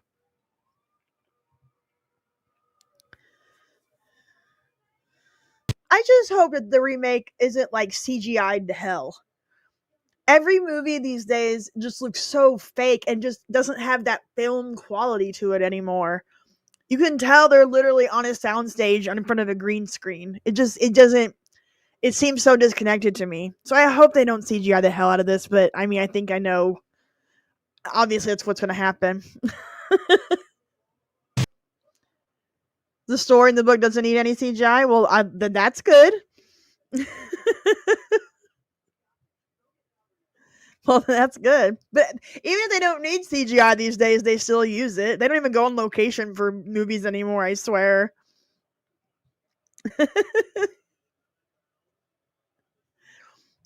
All right, I'm going to show the Creepshow 2 trailer, and I'm going to go potty while it's playing, because I got to go potty again. All right, Creepshow 2. All right, be right back. 5 years ago, Stephen King and George Romero, two masters of the macabre, created their hallmark of horror, Creepshow. Many would argue that nothing of significance has happened since. Until now. Creepshow dose. Also, he wrote another episode of Tales from the Dark Side in 87 called Sorry, Right Number. All right, he took 1988 off, apparently. Didn't do anything in 88. And we're on to 89.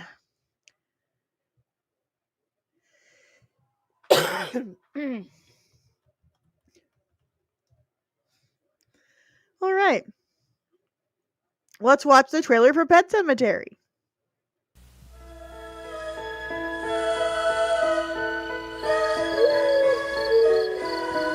What is this place? I brought you here to bury Alan's cat. Daddy, is church all right? Why, Judd? I had my reasons. I dreamed he got hit by a car and you and Mr. Crandall buried him in the pet cemetery. What did we do tonight, Judd? What we did. Oh no, Baba Ganoush, are you mad that I skipped past Creepshow 2? I didn't put enough time into it. You know, it was a sequel.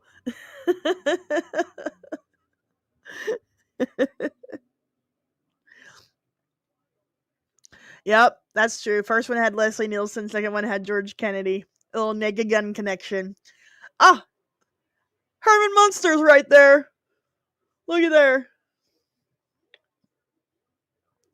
Love me some Herman.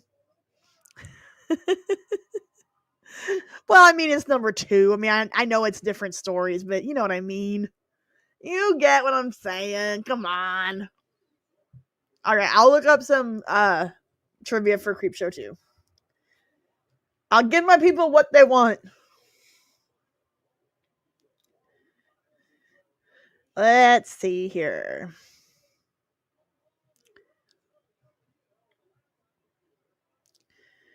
Daniel Beer, who played Randy in The Raft, almost died from hypothermia.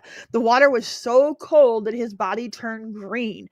The crew wanted him to continue acting, but director Michael Gornick said if they get him to keep working, he will walk off the set and never return. So they took him to the hospital, and he made a full recovery and completed the Raft segment. I was wondering about this. This film marked Dorothy Lamore's first film appearance in 11 years. Since a cameo that she made in 1976, but it also turned out to be her final one as well, an overall final on-screen acting appearance.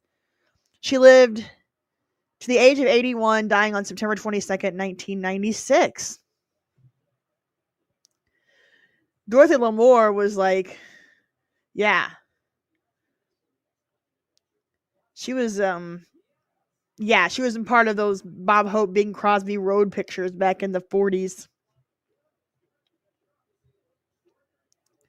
David Holbrook appeared in the segment Old Chief Woodenhead. His father, Hal Holbrook, starred in Creepshow in The Crate, the segment about the crate.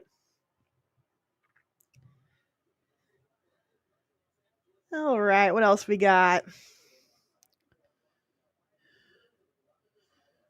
Stephen King wrote an outline for the movie, which George Romero then adapted into a screenplay. The second of the 3 segments, The Raft, is based on King's short story of the same name. The other 2 segments are original stories for the movie.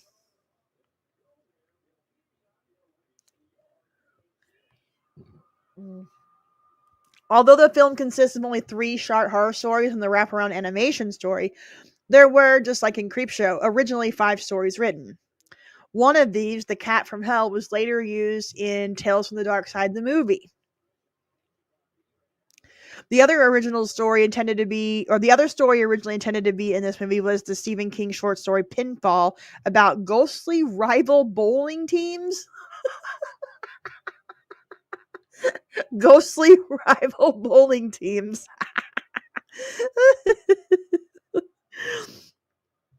Oh, man. All right, let's get back to Pet Sematary.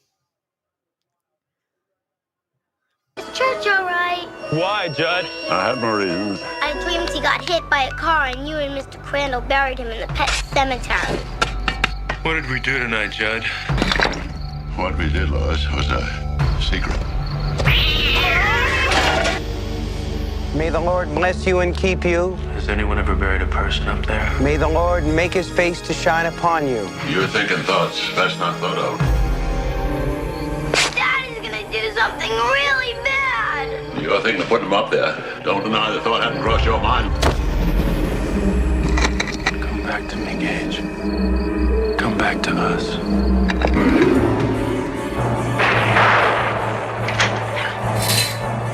Paramount Pictures presents Stephen King's all-time best-selling tale of horror. Totally. Ghost bowling teams. I'm glad King got off the coke. That was a little much.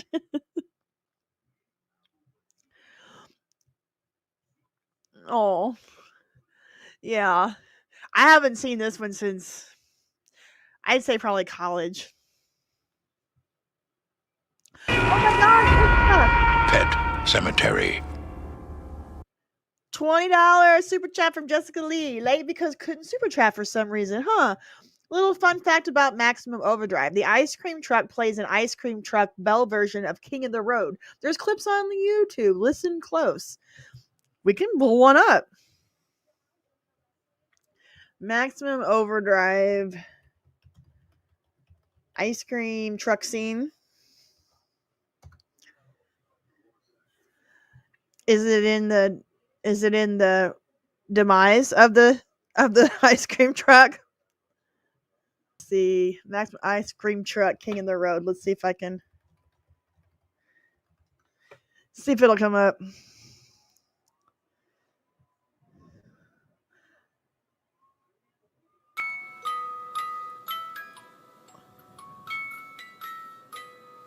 Okay.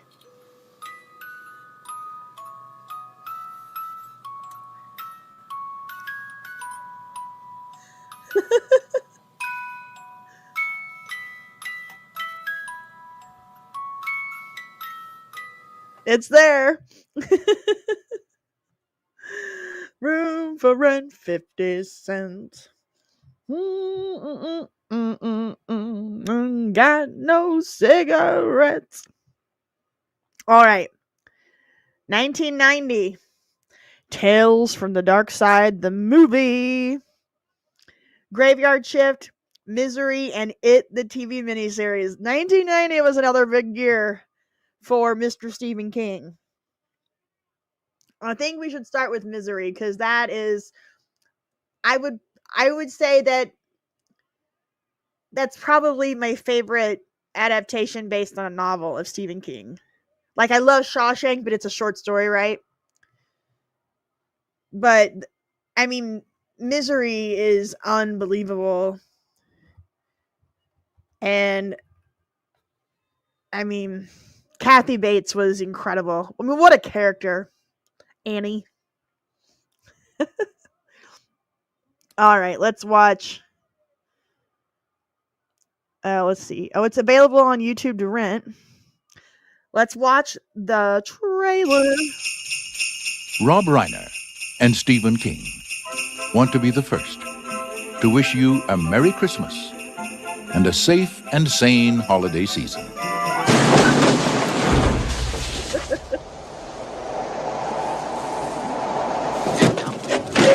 But for novelist Paul Sheldon, it won't be very... Well, that's what I'm saying. Shawshank is a short story, right? So that's the best movie that's based on a short story. But Stand By Me is good too. Jeez. But I think Shawshank, oh, that's a tough one. But Misery is his best adaptation of a novel.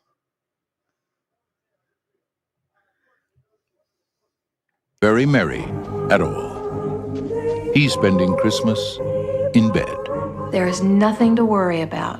You're gonna be just fine. I'm your #1 fan. I think one of my clients, Paul Sheldon, might be... I was getting ready to say, is Misery a Christmas movie? Uh-oh. Easy there, JTR, the serial killer.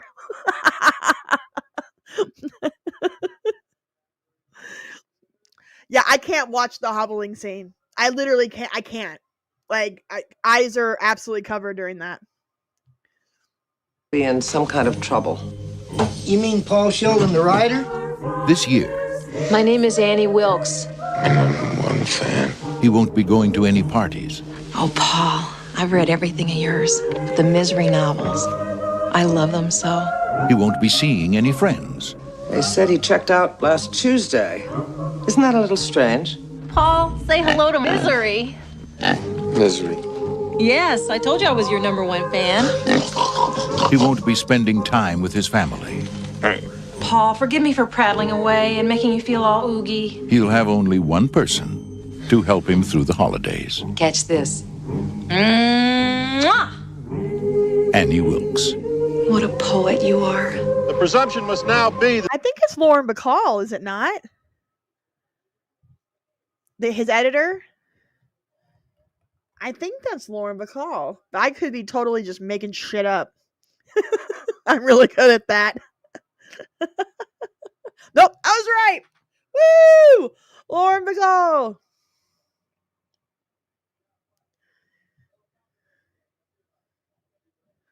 that Paul Sheldon is dead. She loves everything he ever wrote, I'd love to stay here and chat, but I'm right at the end, and I gotta find out what happens. except this. You dirty bird. How could you? Misery Chastain cannot be dead. You murdered us!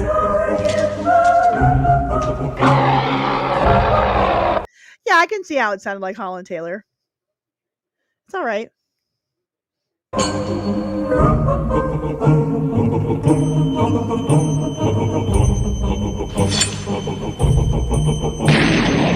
Whatever you're thinking about doing, please don't do it. It's for the best. Misery. God, I love you. I can't believe they made that into a Christmas trailer. That's hilarious. Alrighty. Let's see what Bob Ganoush has to say. Since I bet I have a receptive audience, you guys should seriously check out my man, DJ Jake Rudd, out of Minnesota. Tune in to his weekly show, Transmission, showcasing 80s music. Oh, nice. Is his show on YouTube? That was a great trailer. It's a Christmas movie. I think we gotta make Misery a Christmas movie. It's official.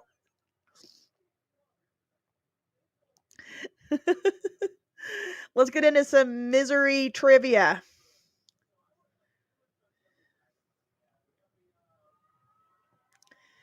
All right. Stephen King was quite impressed with Kathy Bates' performance in this film, so much so that he later wrote 2 more roles for her, which we're going to go over here in a bit. The title role in his novel, Dolores Claiborne, was written with Bates in mind, and she later started the film adaptation. King also wrote the script for the TV miniseries The Stand. His original novel featured a male character named Ray Flowers. Upon hearing that Bates wanted to be involved in the miniseries, King rewrote the part as a woman just so Bates could play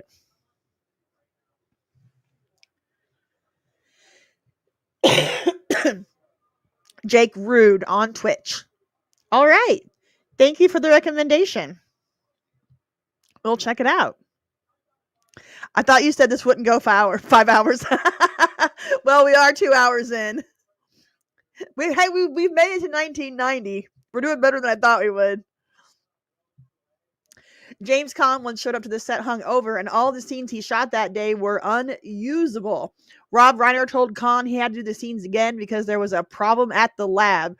When Caan learned it had nothing to do with the labs, he offered to cover the money he lost the studio. Oh, wow. This is interesting. James Caan had to stay in bed for 15 weeks of shooting. Caan said he thought that Rob Reiner was playing a sadistic joke on him, knowing the actor would not enjoy not moving around for so long. Caan was not used to playing a reactionary character and found it much tougher.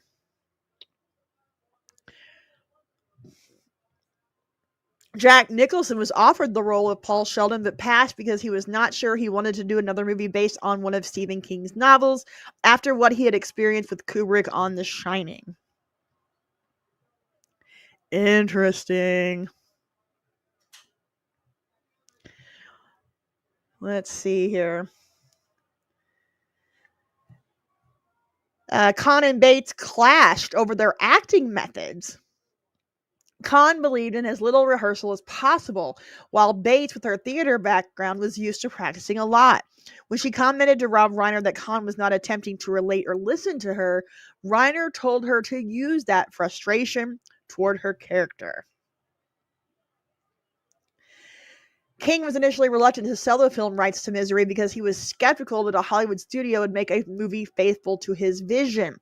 However, King was impressed with one adaptation of his work, Stand By Me, and agreed to sell Misery under the proviso that Rob Reiner would either produce or direct the film. Interesting. Annie Wilkes is Stephen King's favorite written character because she was always surprising to write with unexpected depth and sympathy. One of Stephen King's first typewriters had a malfunctioning end key, just like the one used by Paul in the movie. In the novel, the typewriter also drops its T and E keys. Those two letters are second and first, most commonly used letters in the English language, making Paul's job even tougher. Rob Reiner studied Alfred Hitchcock movies to figure out how to shoot a thriller, watching every Hitchcock film. Reiner had Hitchcock on the brain so much that Kahn overheard Reiner chastising himself one day, asking, who do you think you are, Alfred Hitchcock? Oh my. Misery was almost turned into a Broadway play, with Julia Roberts as Annie Wilkes. No. King vetoed the idea because Annie is a brawny woman who can sling a guy around, not a pixie. However, in 2015, a Broadway adaptation was ultimately produced to critical and commercial success, starring Bruce Willis as Paul Sheldon and Laurie Metcalf as Annie Wilkes. Did anybody else know this?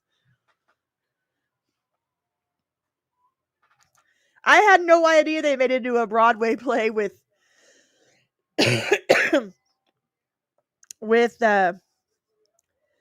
Bruce Willis as Paul Sheldon. Interesting.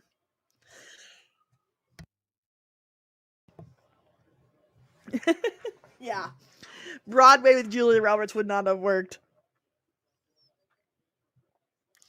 All right. Let's go to It.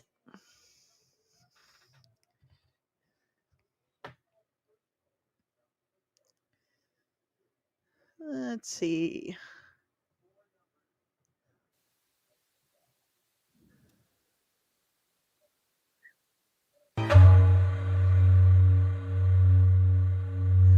I like that you say Bruce Willis from Moonlighting. Yes. Bruce Willis from Moonlighting and Die Hard and Sixth Sense. Yep. R.I.P. Jonathan Brandis.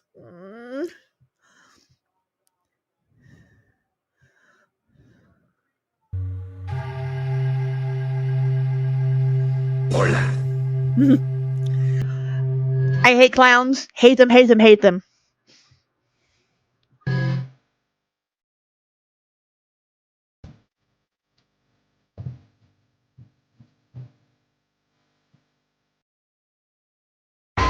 Yes.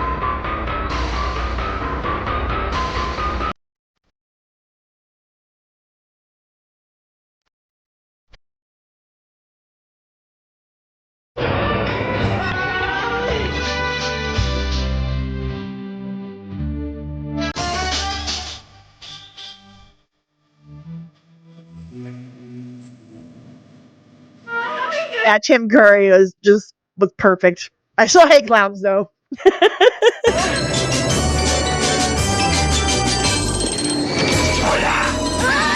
mataré a todos. Los volveré locos y los mataré a todos. Same. Absolute nightmares. Oh, Jonathan Brandis. Makes me sad. Soy todas las pesadillas que han tenido. Soy su peor sueño vuelto realidad. Soy el horror a lo que siempre le han temido.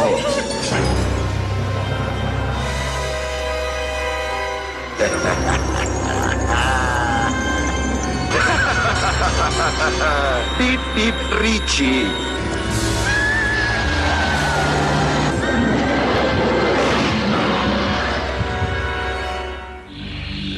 de Stephen King. Eso.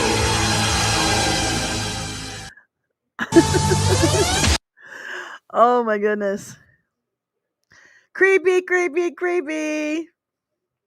I was like 12 or 13 when this one came out. Yeah, in Spanish. I guess so. It didn't say that.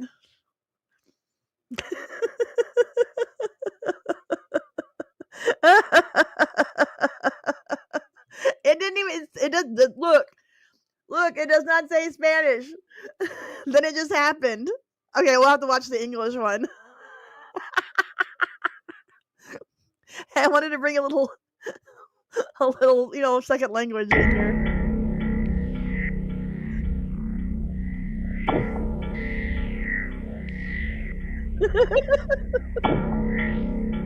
Why are you guys anywhere? We're sort of a club. Yeah, the Losers Club. Jessica, gotta go. That's all right. Still need a shower. 4:45 a.m. comes too soon. It does. Thank you so much for this. Good night. I'm so sorry you're not going to get to hang out the whole time. I hope I got through some of your... Is there anyone that you want me to go through before you go?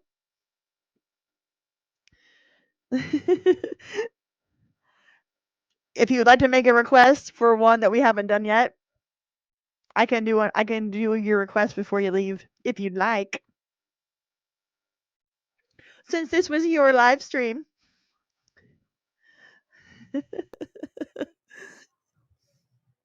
Thank you for the $5 super chat.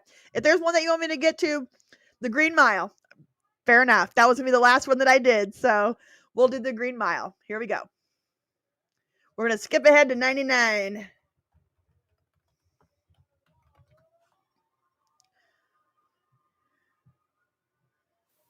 Good night, Wirehead. Thanks for hanging out with me. Yeah, this is a masterpiece that's going to make you cry. Oh, yeah. Gemini Gypsy. You got to see the Green Mile. We'll get back to the It English trailer here in a bit. I just wanted to get to the Green Mile for Jessica before. I can't believe Michael Clark Duncan is no longer with us. Michael Jeter's not with us either. Sad. Amazing cast, great direction and writing. This is one of the best. One of the best. And the guy that played the older Tom Hanks character played Reverend Alden in Little House on the Prairie. So I loved that. All right. Good night, Jessica. Thank you so much. All right. We'll get back to it in English.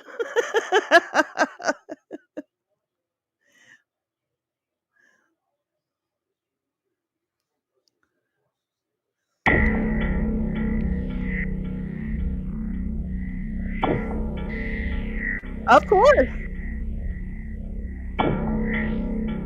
Why are you guys anywhere? We're sort of a club. Oh, we've been invited to a karaoke stream, guys. RVZ and karaoke. So glad I got to catch you live. You're invited to my karaoke streams on Sunday at noon Central. All right. Thank you so much.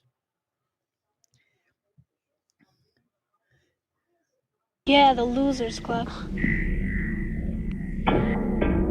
You want in? I don't think so.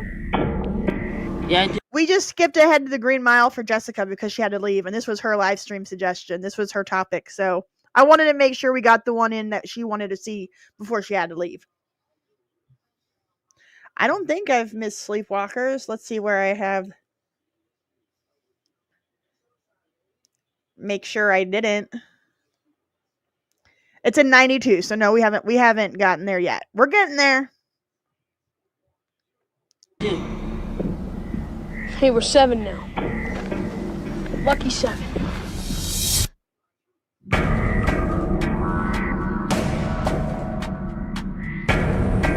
I want to kill it. I just want to forget about it. It's not just us. It's all the other kids, too. Who's gonna be next? Yeah, this is a good point. Everyone was talking about this at school. I was in junior high at the time. Yeah, like a total Gen X cast. Like Stand By Me. It's like total Gen X cast. Well, not total, but you know what I mean. Gen X in the house. Hi, Robert Platinum. Kills kids, damn it. You killed my brother George, you bastard. Let's see you now. Maybe it's the water. The water? Maybe it's the sewer. Hi, Georgie.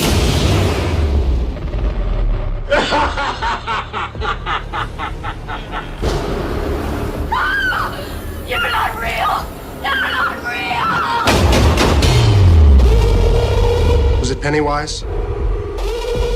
Big white guy, red nose, about 75 feet tall, mouth full of razor sharp teeth.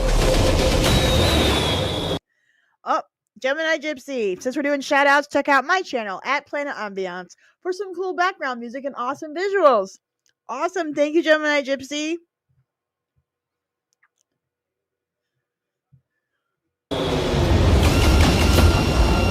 You smell that? That's death. Losers fight it. Losers die. They all flow.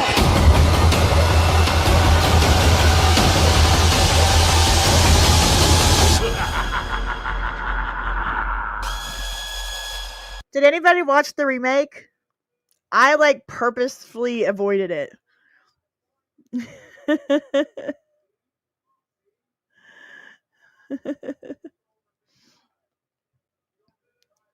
Let's see.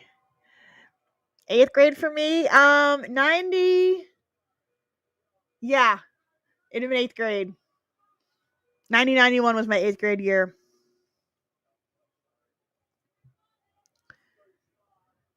Let's see.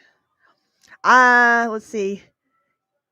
Oh, you were in 8th grade for 3 months and skipped to high school? Nice. I skipped the 5th grade. I was so ahead academically that I skipped the 5th grade. That's a true story, starring me. That'd have been a really interesting skip from 8th to 9th. All right. Graveyard Shift.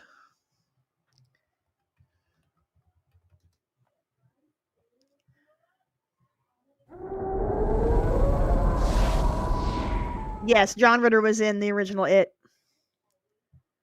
Oh, the remake wasn't bad, really? Huh. Well, maybe. Remake is excellent. All right, well. I don't know.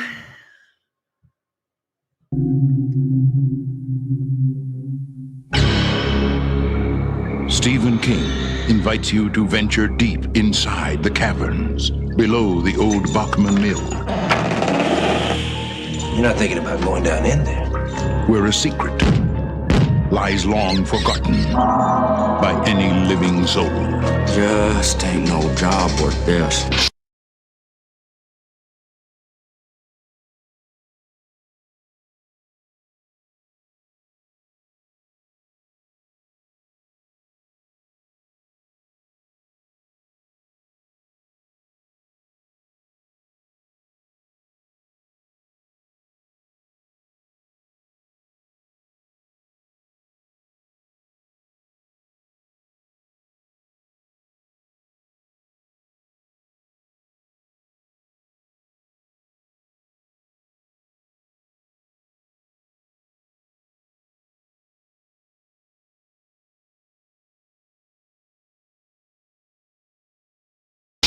The workers suspected. You can't put me down there. You can't put anybody down there. I know things. The owner denies it. What did happen to the fellow that started this job? It didn't work out. It's me. I lost sound. I muted myself for a second. And Everyone fears it. This place is infested. That might be the understatement of the year. It's broken?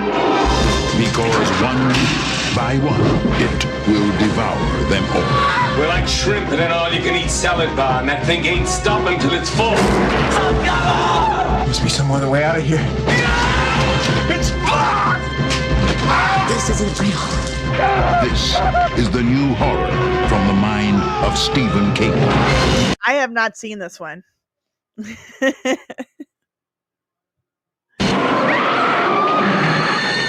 Graveyard Shift. That was a weird way he said graveyard shift. Good benefits. Early retirement.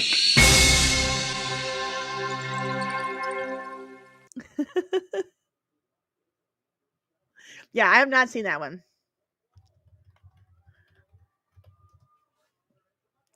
Tales from the Dark Side. Uh-oh, Dale's awake. Hopefully he'll leave me alone here, but he'll probably want to eat some dinner.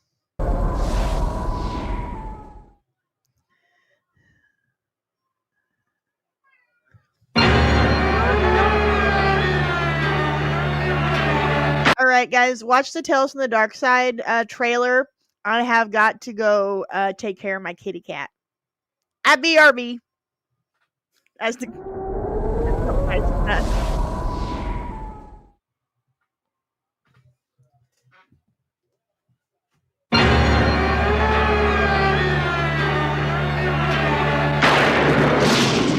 Stephen King, originator of Pet Sematary. Arthur Conan Doyle, author of Sherlock Holmes. Michael McDowell, creator of Beetlejuice. George Romero, director of Night of the Living Dead.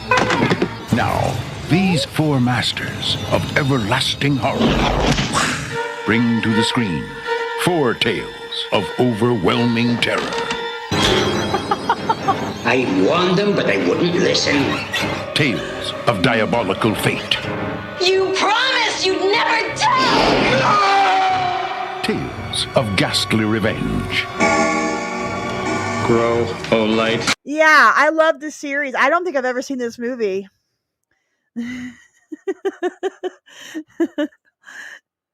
Yeah, I like the series. I love anthology series like that. Oh, you see that? You heard Dale? I thought that he was gonna come hang out with us for a minute, but he wasn't interested. Rise, O light. Come forth, O light. Open his eyes. Tales of ruthless evil. That cat has killed 3 people in this household. I don't believe this. Kill it, bury it, and bring me its tail. Tales from the dark side. Well, that just about takes care of that, doesn't it? Come. Christian Slater's in this? I had no idea. Live the nightmare of your choice.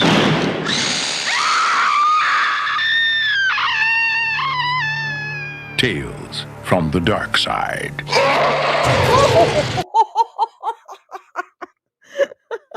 I did not expect that. Ah! Oh, good times. Have fun. Thanks for stopping in, RBZ and Karaoke. All right. Let's move it along a little bit. I'm just going to mention what came out in 1991. We're not going to watch anything from that. We're going to go to 92. In 91, he had the TV series or TV miniseries Golden Years. He also wrote an episode of Monsters called The Moving Finger, and then there was Sometimes They Come Back. Are we all cool with just skipping over those and going to the next? Hold on, Dale.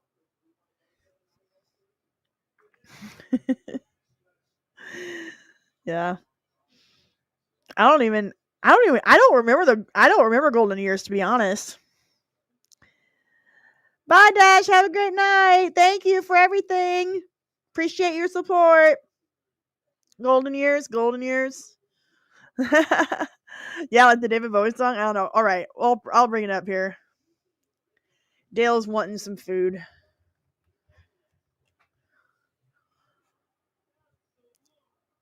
Here's a CBS promo. From the master of mystery, Stephen King takes you on this summer's most shocking journey. What is wrong with my husband? Something happened to him. When a man discovers there is something more frightening than growing old. You don't look the way you did 2 weeks ago. You look the way you did 2 years ago. Growing young. I could disappear without a trace. Is this like a Benjamin Button story? This looks interesting. Stephen King's masterful thriller, Golden Years, premieres Tuesday. Huh.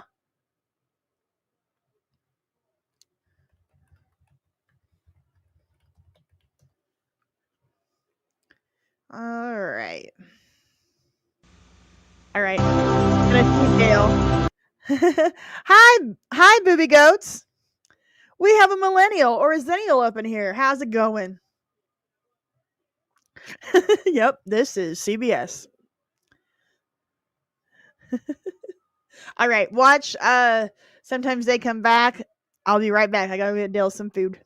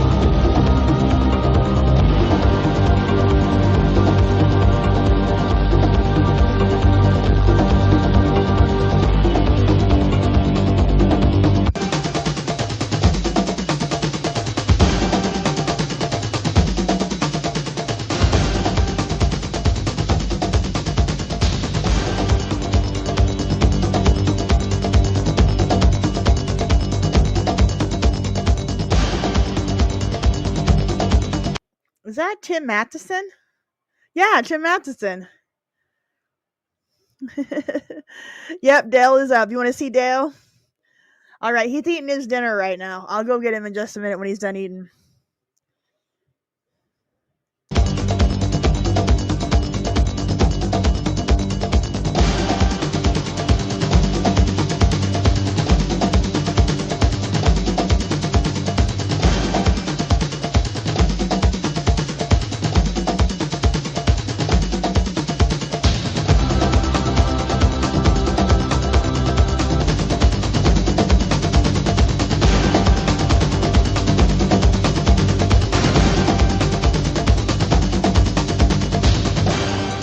That's kind of weird that they just played music through the whole thing. I mean, it was a choice. Up next is 92. We got Sleepwalkers.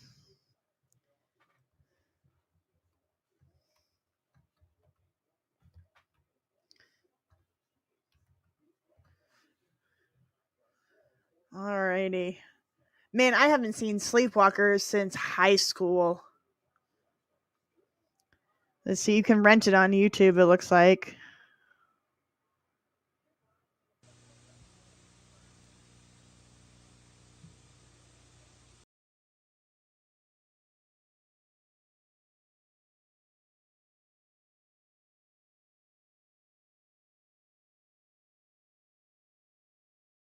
New in town. You can actually talk to him? Yeah, he's nice. Real. I can only imagine what that was like to see in theaters. I bet I would have screamed. Yeah.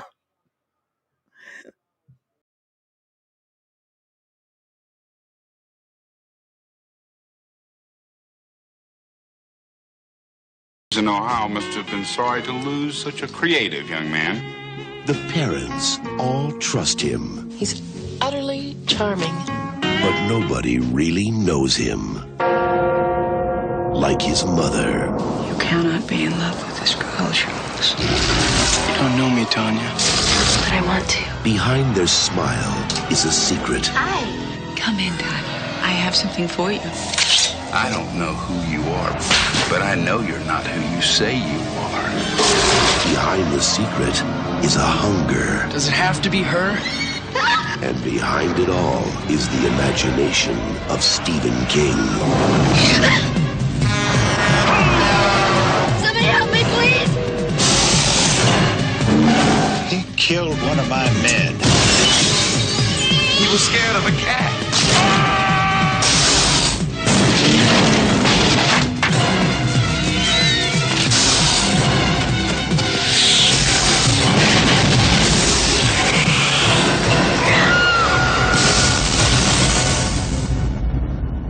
Stephen King's Sleepwalkers.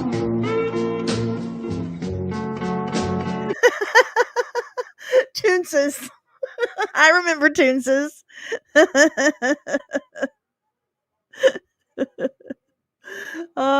Stephen King was in this one too.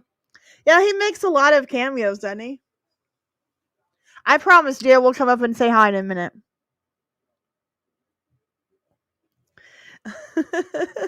If I had 3 wishes, one of them would be to able to speak like the movie announcer voice, right? In a world. All right, let's do some trivia. See if there is any trivia. There is.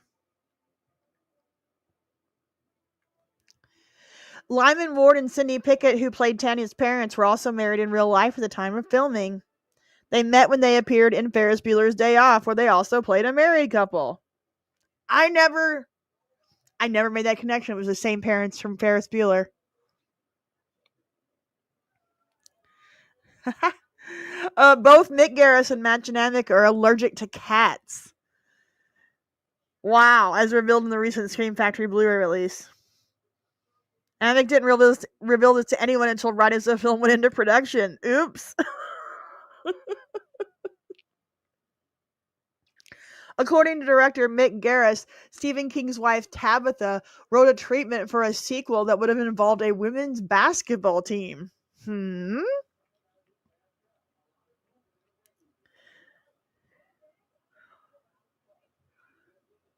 Let's see.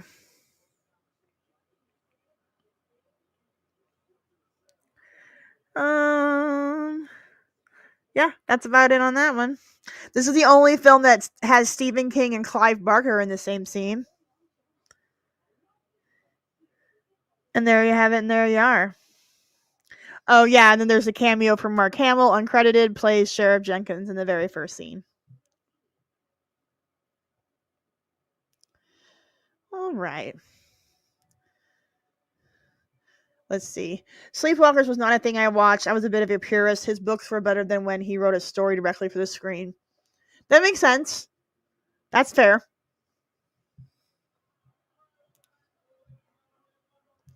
All right. 93. We had The Dark Half, Needful Things, and The Tommyknockers. Let's watch the trailer for Needful Things.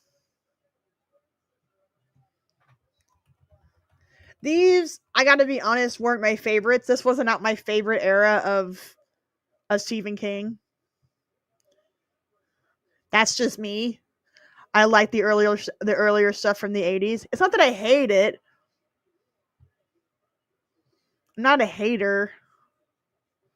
Yes, now that I'm watching this, I think I want to watch the movie now. Yeah, there was a distinct difference. But this one's kind of I don't know, piquing my interest. Because I can't tell you if I've ever seen this one from beginning to end. You're a voracious King reader? Well, good. I'm glad to know that I picked up on that, even not being a voracious King reader. But yeah, I liked his stuff from the 70s and 80s a lot better than the stuff from the 90s. It's 3 hours long. Hey, I got time. I mean, this cast is very interesting. Like, I'm loving all of the cast that I'm seeing so far. I honestly don't think I've seen it. I think you might be onto something. We were talking about the coke addiction earlier. You might be right. I mean, definitely changes things.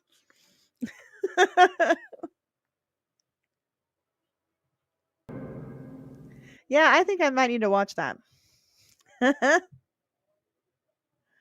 Putting it on my list. I wonder if there's a Tommyknockers trailer. While there is. I played the commercial for it at the opening of the stream.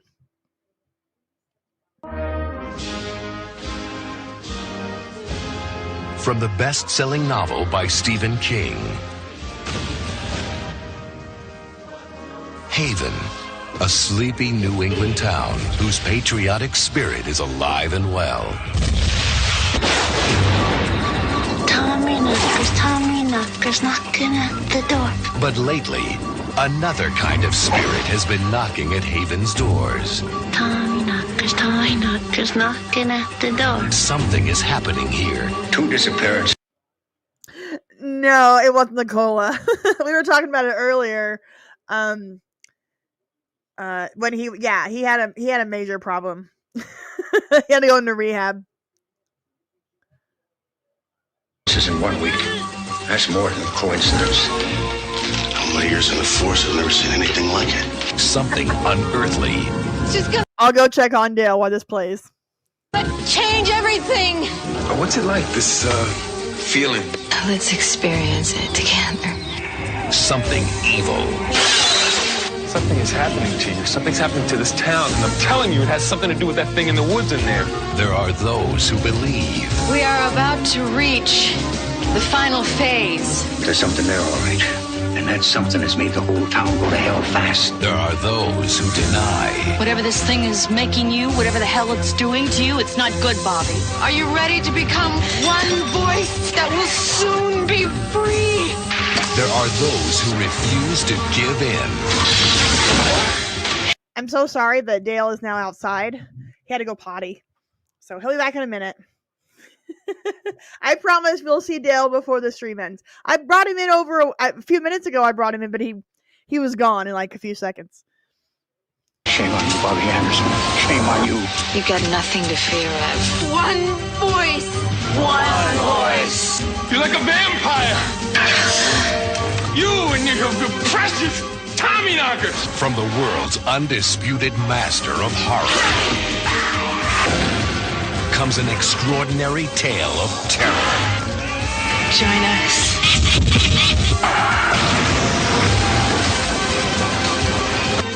Jimmy Smits, Marg Helgenberger, Joanna Cassidy, Stephen King. Every time I see Joanna Cassidy, all I think is, I'm right on top of that, Rose. The Tommyknockers. I can't help it.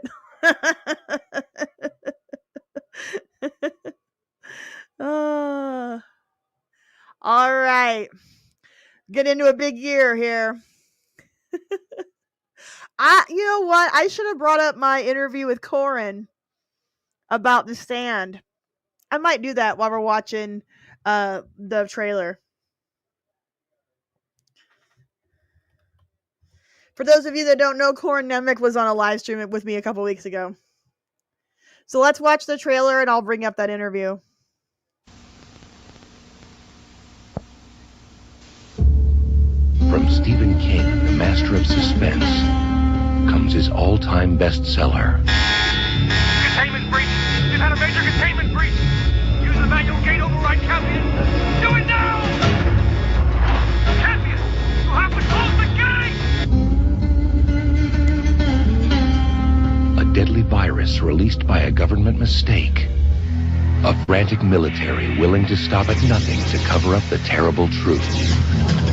The so-called super flu does not exist.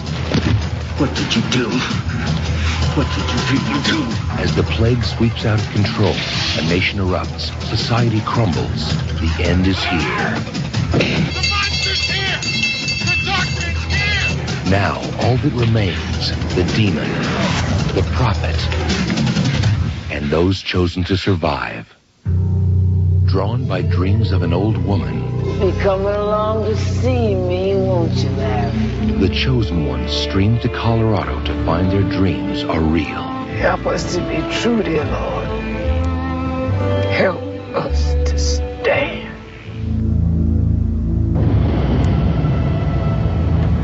In Las Vegas, an army of darkness assembles, controlled by dreams of their leader, Randall Flagg. Go for it. Did anybody see the remake? Oh, there's Corin. This had such a stellar cast, like an insane cast. It's COVID-18. That's good. Harold, do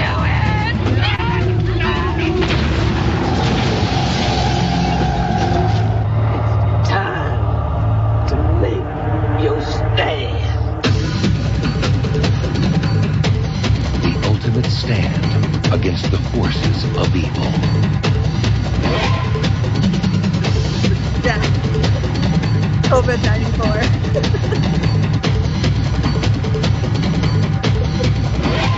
Molly Ringwald, Rob Lowe, Laura San Giacomo, Gary Sinise, Kareem Abdul-Jabbar, Ruby Dee, and Jamie Sheridan. Stephen King's The Stand. Now let me see if I can find the part of the stream where me and Corin talk about The Stand.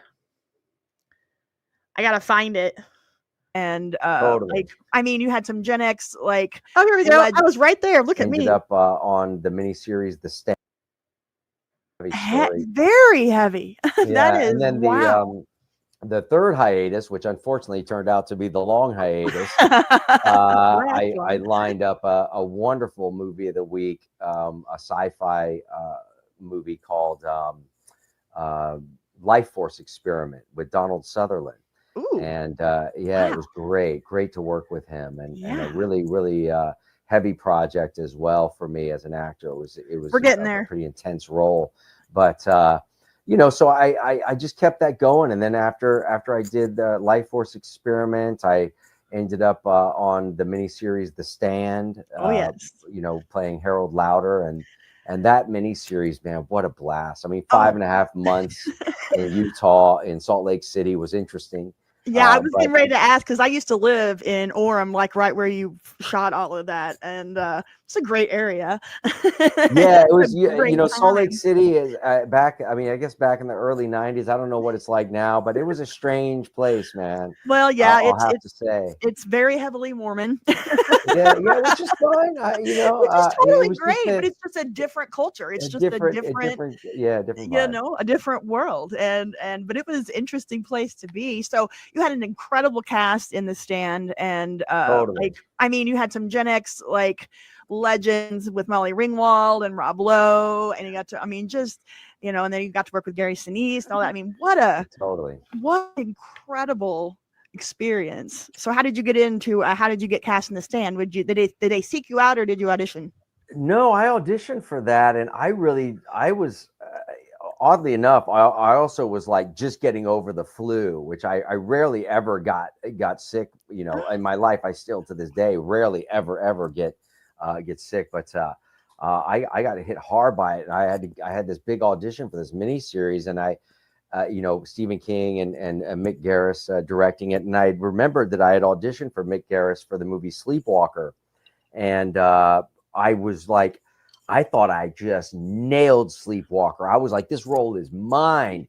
And I didn't get it. And I was like, what did I do wrong? Oh, and no. it turns out that it was my audition in Sleepwalker that made Mick really believe that I could do this performance in The Stand, because the only reason I didn't get the job in Sleepwalker is because I was too thin.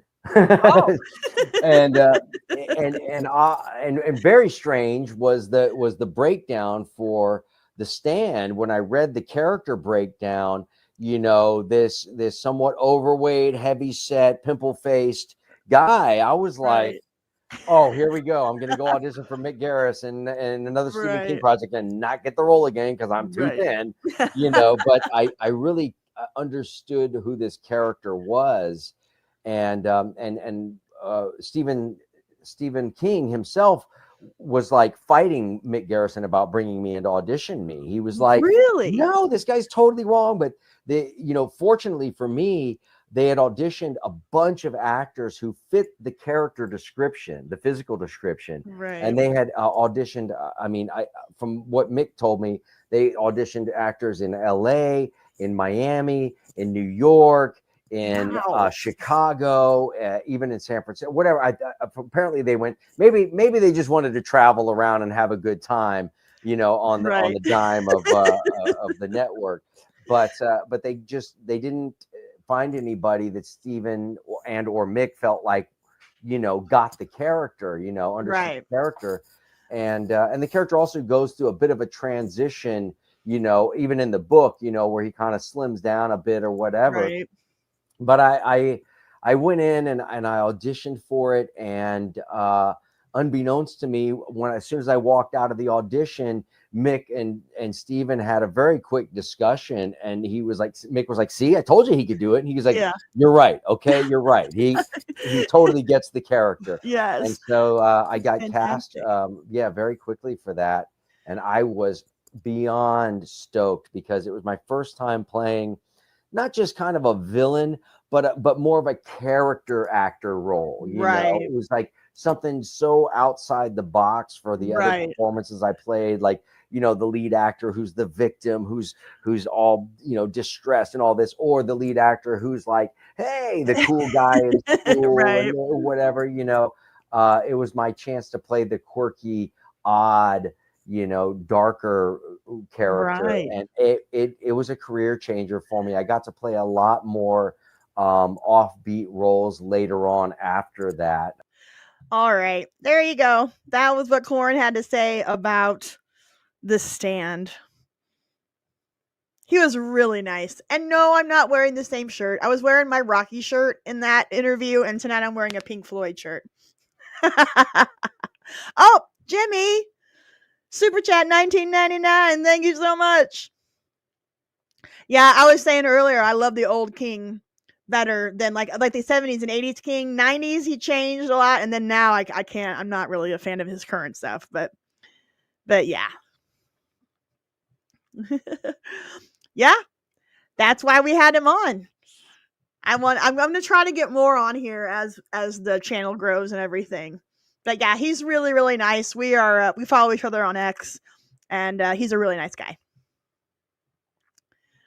Thank you, Jimmy, for the 1999. I super appreciate it. All right, guys. We're going to get to the pièce de résistance of Stephen King. And in my opinion, I read the short story, Rita Hayworth and the Shawshank Redemption. And obviously the movie is nothing like it. It takes this short story and really makes it into something brilliant. But, I mean, Shawshank, come on now. One of the best movies ever. All right, let's watch the yes, Dark Side of the Moon. This is the Dark Side of the Moon Pink Floyd shirt. All right. Let's watch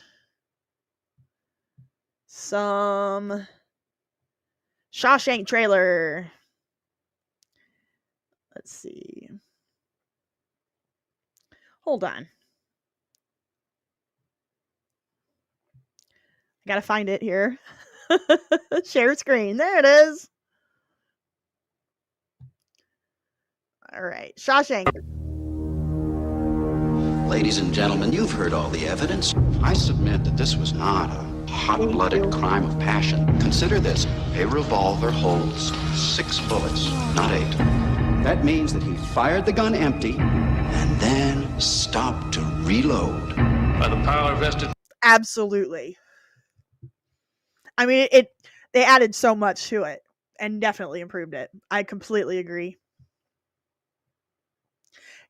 Yeah, Green Mile would be another one. But I think Shawshank, I mean, for me, I'm a Shawshank person, but they're both fantastic. Me by the state of Maine, I hereby order you to serve 2 life sentences back to back. 1 for each of your victims. So be it.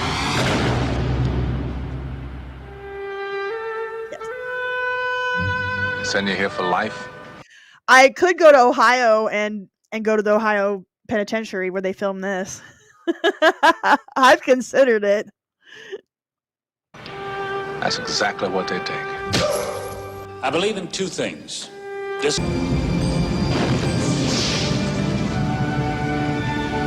Yeah, Toto, you're right. This was a box office dud, and they believed that one of the reasons for it was because of the name.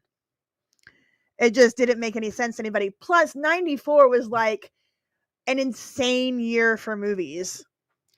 1994 movies. So this is what the top 10 of 94 was: Forrest Gump, The Lion King, True Lies, The Santa Claus, The Flintstones, Dumb and Dumber, Clear and Present Danger, Speed, The Mask, and Pulp Fiction. Those are the top 10 grossing films of 1994. Like, that's insane. It didn't become popular until it came out on rental, and then it became huge. Wow, Ben's watched it over 30 to 50 times. I've probably seen it a strong 10 to 12 easily, probably more than that. Yeah, 94 was like 94 and 95 were just insane years for movies. No, Ace Ventura didn't crack the top 10. Like, insane. But guys, like, this is one of those things, because we talked about how, there's no physical media, the death of physical media, but that's having the rental market, the DVD, the aftermarket, the VHS. That's where a lot of movies found their audience. They didn't find them in the theaters. So it's like, they've killed their own industry. They've killed their own industry. So let's look at some Shawshank trivia. Shawshank Redemption. Let's see here. I know there's a lot of trivia associated with this. Andy and Red's opening chat in the prison yard, in which Red is throwing a baseball, took 9 hours to shoot because director Frank Darabont insisted on many takes of the scene before he was satisfied. Morgan Freeman threw the baseball for the entire 9 hours without a word of complaint. He showed up for work the next day with his left arm in a sling. Morgan Freeman said this was an absolutely delightful script, certainly among the top best scripts he had ever read. He contacted his agent and said, "It doesn't matter which part it is, I want to be in it." He was then surprised to learn that they wanted him to play Red, and I thought, wow, I control the movie. I was flabbergasted by that. The finished film is his favorite movie of his own. Yeah, because like Red in the story is like an Irish guy. He's called Red because he has red hair. So Morgan Freeman was a choice when it came to casting. Thank you, Z-Man, for $25 super chat. Thank you for the great content, young lady. These are all great movies for 94, right? Thank you so much. Thanks for calling me young lady. I'll take that any day. Oh, man. Yeah. Morgan as Red is just brilliant. Yeah, physical media is the way to go. All right, let's look at some more trivia. Clint Eastwood, Harrison Ford, Paul Newman, Gene Hackman, Robert Redford, and Robert Duvall were all considered for the part of Red, who is a middle-aged white Irishman with graying red hair in the novel. See, I was right. It's not really a novel, though. However, none of the actors could commit for various reasons. Redford may have been busy directing Quiz Show, which would later compete with Shawshank at the box office, which also came out in 94. Quiz Show and Shawshank were both nominated for Best Picture and Adapted Screenplay, but neither won. Holy crap, who won for Adapted Screenplay that year? 1995, right? Oscar winner, Adapted Screenplay. Forrest Gump. Forrest Gump won for Adapted Screenplay. Is Gemini leaving? Oh, gotta go make dinner. Thank you, Gemini Gypsy. Appreciate you. All right. Let's see. Trivia.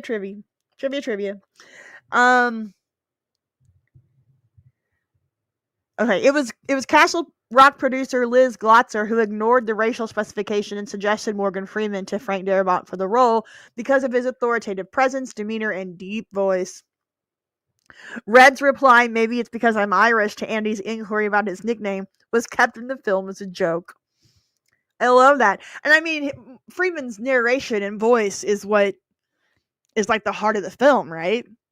I don't think it would have been near as good. I think Freeman, I mean, yes, Andy Dufresne is amazing and Tim Robbins' performance is insanely good.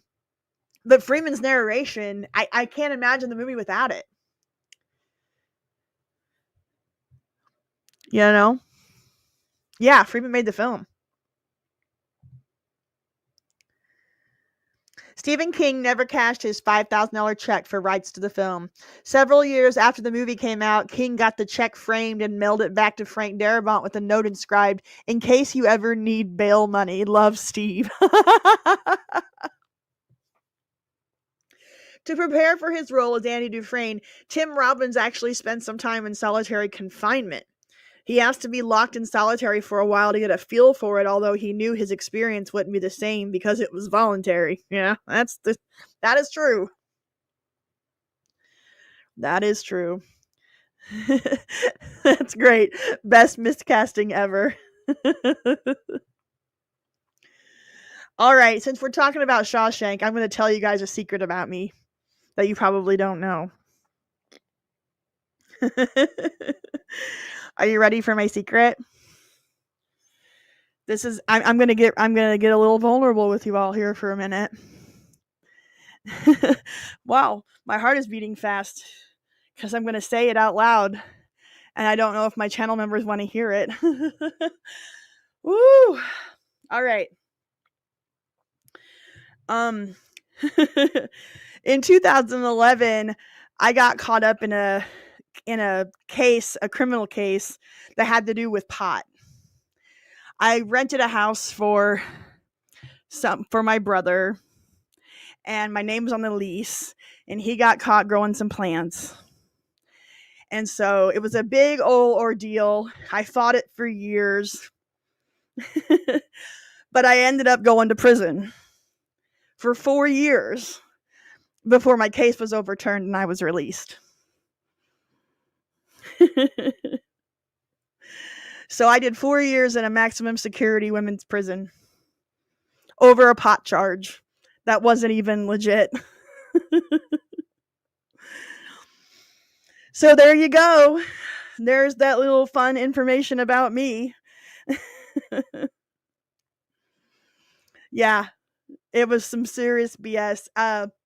We fought the charge, and because the prosecutor was trying to make a name for himself, it was an election year, and he went after me and my brother over this stupid pot charge. It was all eventually 4 years later, it was all overturned, right? It was all overturned by the state Supreme Court. It was a bullshit case, but it was the prosecutor that went after us.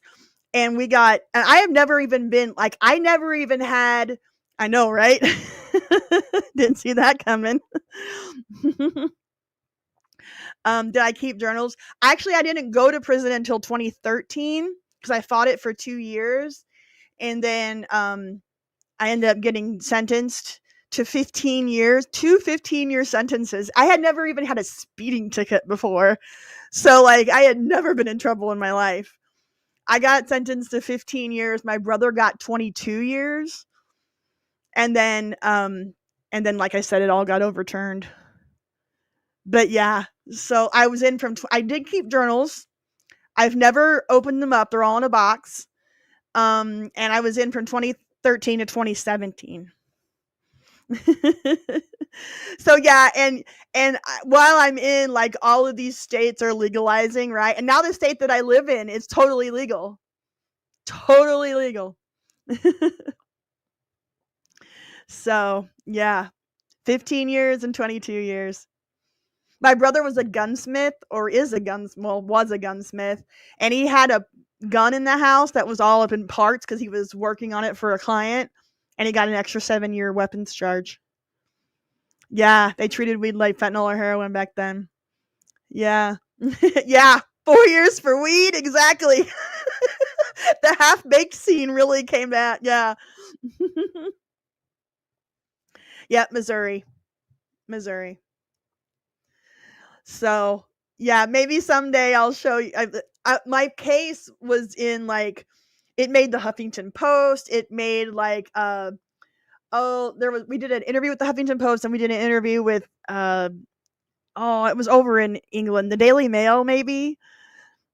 I don't know. Yeah, they gave us the Dufresne. Yeah. So yeah, so my 30s, my 30s were just, like, wrecked by court cases and prison time and all of that stuff. And then when I finally got to leave and come home, like, it took, like, 2 years for me to, like, mentally get out of it and, like, like, get back to normal. So, did we sue? We couldn't sue. It's a long story. It's a long story, but we yeah. Oh, the interview's on YouTube? Oh no. You guys want to see me when I was in prison?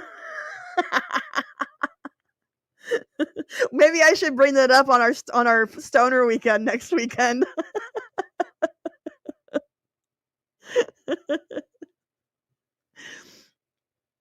Yeah.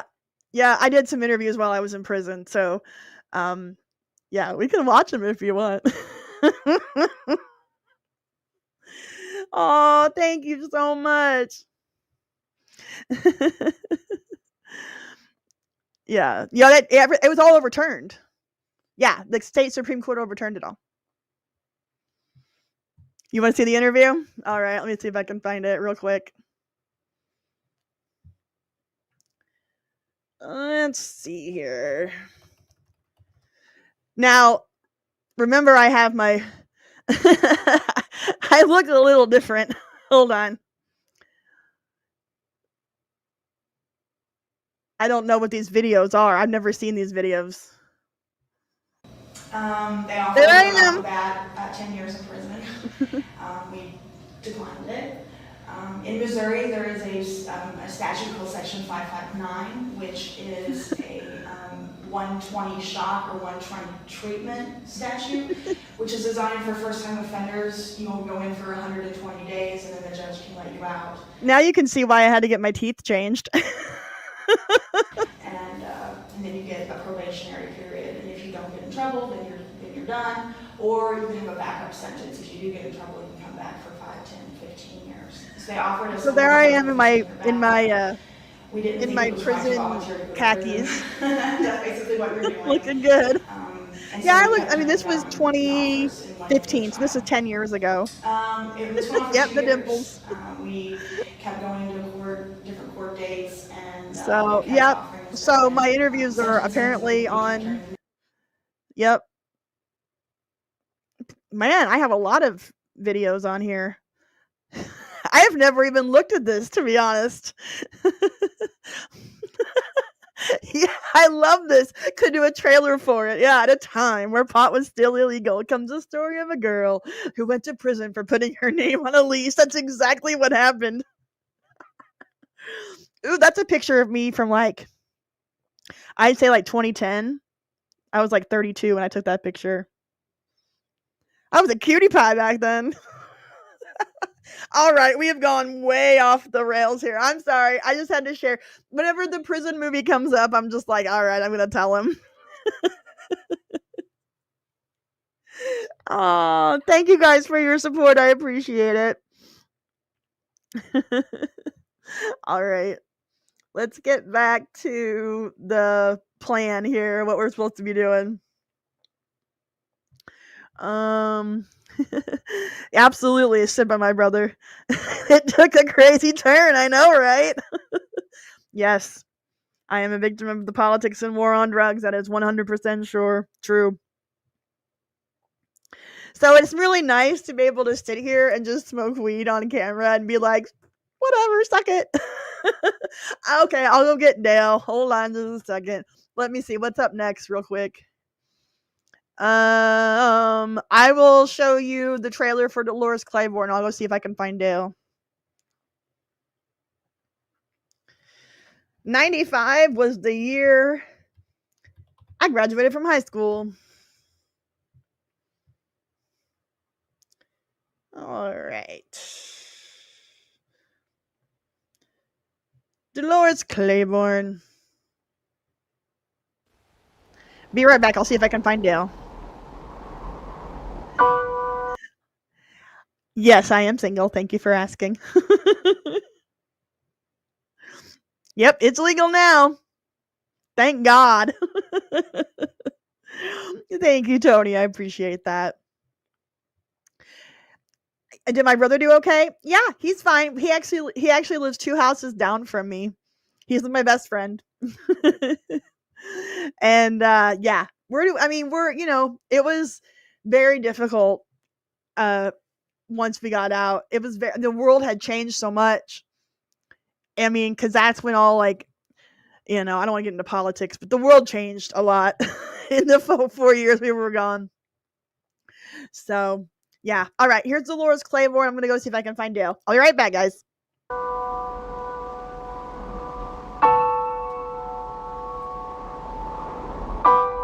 Dolores Claiborne, what the hell? Oh my God. You killed her. This is not a trial. This is a preliminary inquest in all cases of death as suspicious in nature. Someone to see you here. I told you I don't want no lawyer. Dolores, it's your daughter. When was your last visit? 15 years ago.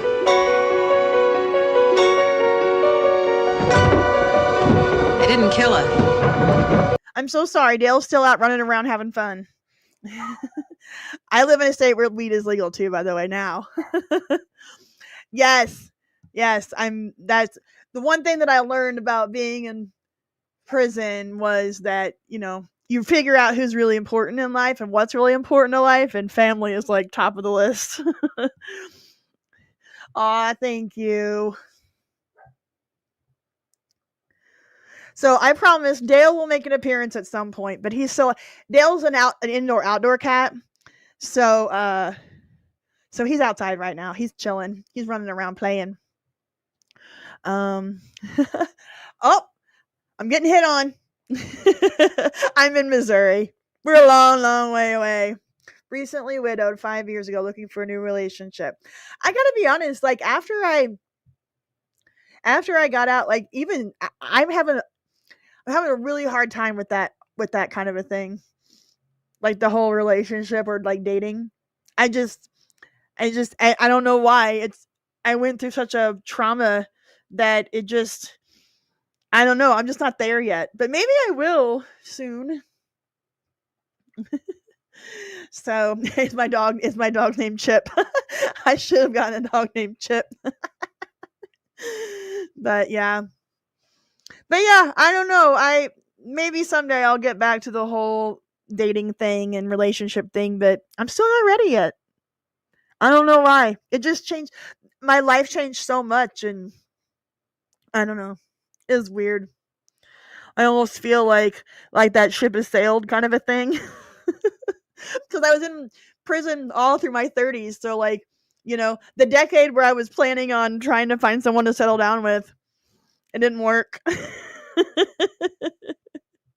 Oh, thank you. I hope so too. I mean, I'm getting better. I'm getting better. I'm I'm getting better with being around people and like being social. But for years I wasn't at all. It's just really hard to get back into the world. Oh wow. Well, that's good. Yeah, and my mom met her husband at my age, like at 45, 46. So I know it's possible. I know the ship hasn't really sailed, but yeah. Yeah. Oh, the right guy will make you toss the pain of that trauma without you even realize. Probably. Yeah. I just gotta, leave the house.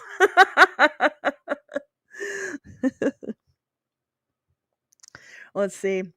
Can only imagine did Job Corps and got into trouble, which got my family to conspire to relocate to New York. Yeah. Right? All right. Let's get back to Dolores. I'm at 3.5 hours. My God, I've never meant for my live streams to be like 2-day events. I'm not murder that bitch anymore, and I'm wearing a diamond tiara.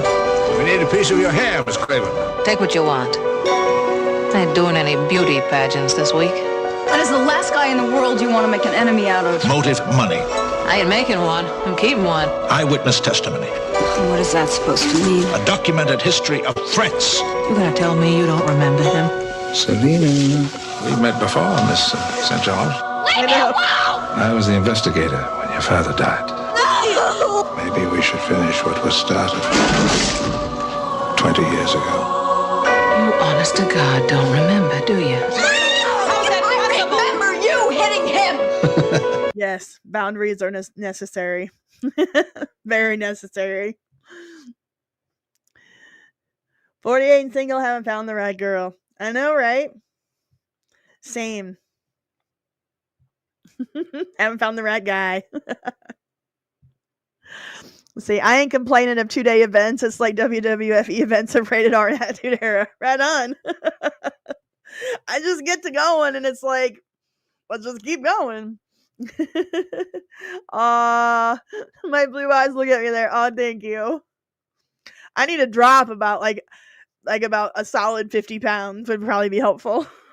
I went into prison like at 135 pounds and came out with like almost 200 because you can't move, you can't go anywhere, and you eat garbage food. But let me tell you, I can make gourmet meals with ramen noodles in the microwave.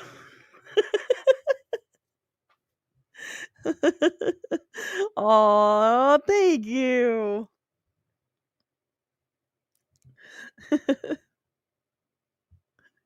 You're an old hand at this, aren't you, Miss Claiborne? People do have a tendency to take some bad falls when you're around. What did you do to him, Mommy? Why can't you believe my mother? Because she's done it before. You don't believe me, do you? Selena, get in the house right now. I am in the house. Academy Award winner Kathy Bates. Thank you. Jennifer Jason Leigh. An accident, Dolores, can be an unhappy woman's best friend.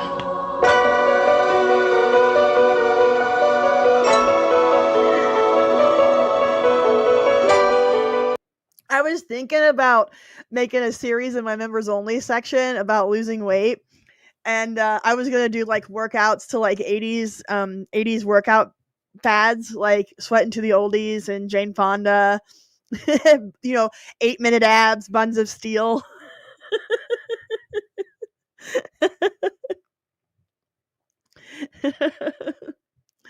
Oh man.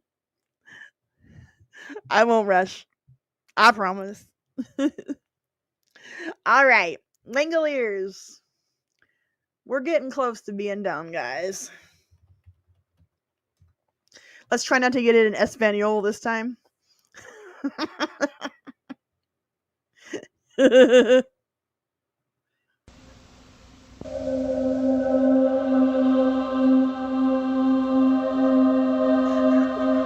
the weather like? Clouds at 20,000 feet from the Great Plains. You'd watch me work. Wait, hold on. You'd watch me work out a Sweating to the Oldies. I was considering it. Yeah. Yeah, I don't have a Time Master anymore, but I mean, I could probably find one. Yep, Olivia Newton-John's physical.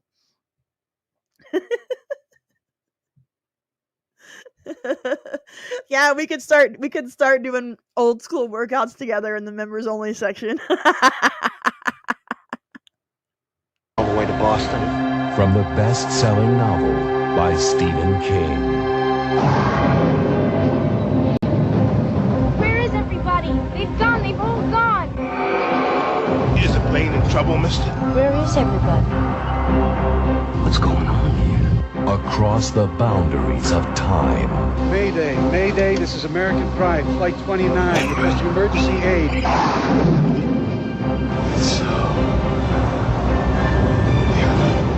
This place is utterly, totally deserted. Air Force Control, this is American Pride, Flight 29. Do you read me? Over. Beyond the gateway to another world. We're no longer in our own time, ladies and gentlemen. It's really wrong here. You're all dead. Something is waiting for you to arrive. It's coming! Don't you understand? Something's coming towards us, rather nasty. They are predators. They are gonna chew the eyes right out of your head. They are relentless. The Langoliers are coming. They're coming for you. And they are very, very hungry. They will eat you alive. Yeah, that's the other thing. If I'm going to do these videos, I've got to get the right outfit. Got to get me some leg warmers. Got to get me some good 80s spandex. Alive and screaming.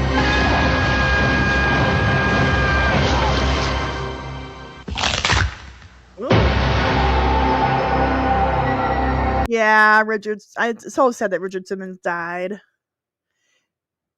I think Pauly Shore was going to make a biopic. I wonder if that ever happened or if I'm just dreaming that. I could be dreaming it. All right. 96 had Thinner. Let's go to 97. So we talked about The Shining from 1980. How do we all feel about the 97 Shining? No, I haven't gone on an 80s cruise. Sounds fun though, but I don't know if I could do a cruise. That kind of freaks me out. Okay, yeah, I thought I saw a video or something of him doing it. Yeah.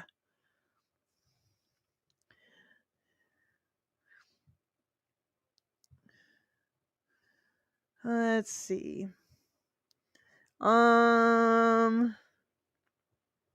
So in 97, we had the Shining miniseries on ABC. We had the TV movie Trucks.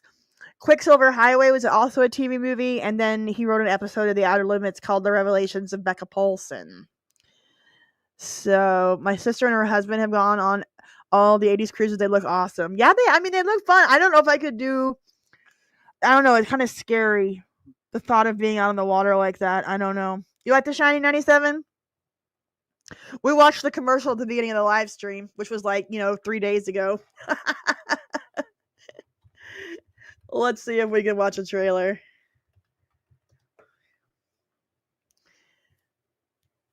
Alrighty. Here we go.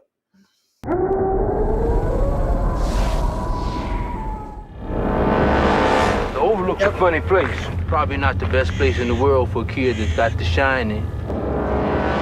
Any ghosts? No ghosts.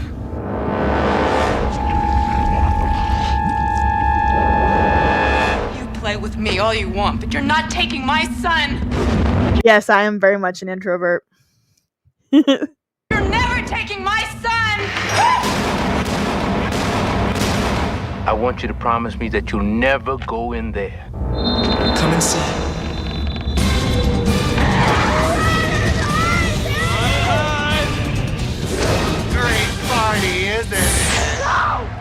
Should you see something scary like that here, just look the other way and count to 10. And when you look back, it'll be gone. Hello, Danny. 1, 2, 3, 4, 5, 6, 7, 1, 2, 3, 4, 5, 6, 7, 8, 9, 10. Not there. telling you, it's easy to go 3 hours. It is so easy. I mean, I'm at 3.5 at the. Good Lord. Yeah, I could do a ferry boat ride, but I don't think I could do it. I don't know if I could do a cruise. Sadie, hush. Dogs are barking. Something's going on. All right, watch the. Oh, we only got 20 seconds left. Let's watch the rest of this, and I'm going to change something out. And then I got to go check on the animals. That was.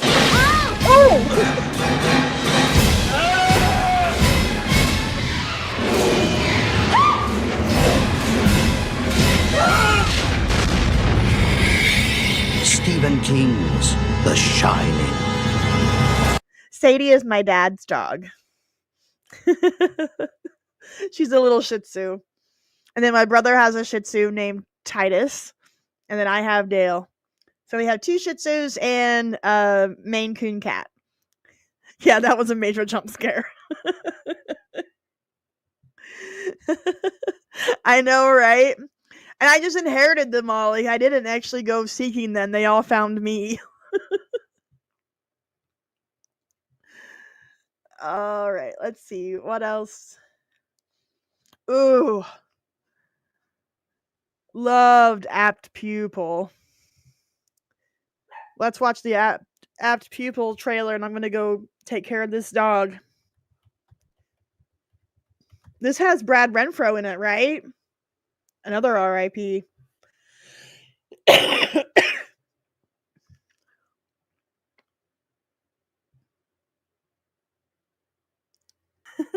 All right, guys, here's Dale. Oh, he's got an eye infection, and his eye keeps draining. Hold on. I got to get the goop off of his eye. Okay, I'm sorry. He is not... He is not happy. His eye looks really bad, so I'm so sorry. I got to go clean it up because he's got an eye infection. All right. Sorry. He does not want to hang out with me. All right. Back to Apt Pupil. I'll be right back. That's a Bryan Singer movie? I did not know that. I do love Apt Pupil. It's crazy, but I it's one of my one of the movies I like more. The story was just, you read the story was disturbing. Movie's really good.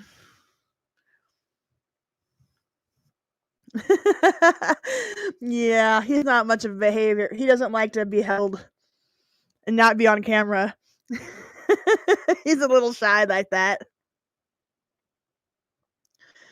All right. In 98, Stephen King also wrote an episode for the X-Files titled Chinga, and he also wrote an Indian TV series called Whoa. Yeah. Bryan Singer film. I know. All right. Now, we already did Green Mile. So, we're going to end with Storm of the Century. Let's see. 19. Whoops.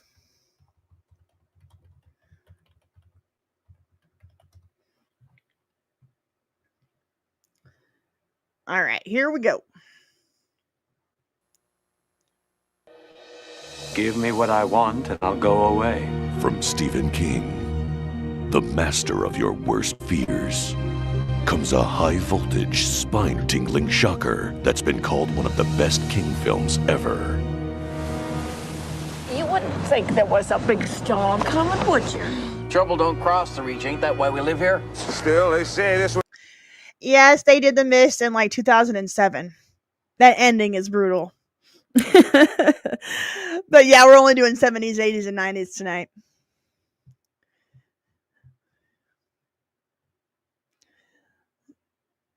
Let's see. This one's gonna be something special. A small island off the coast of Maine is bracing.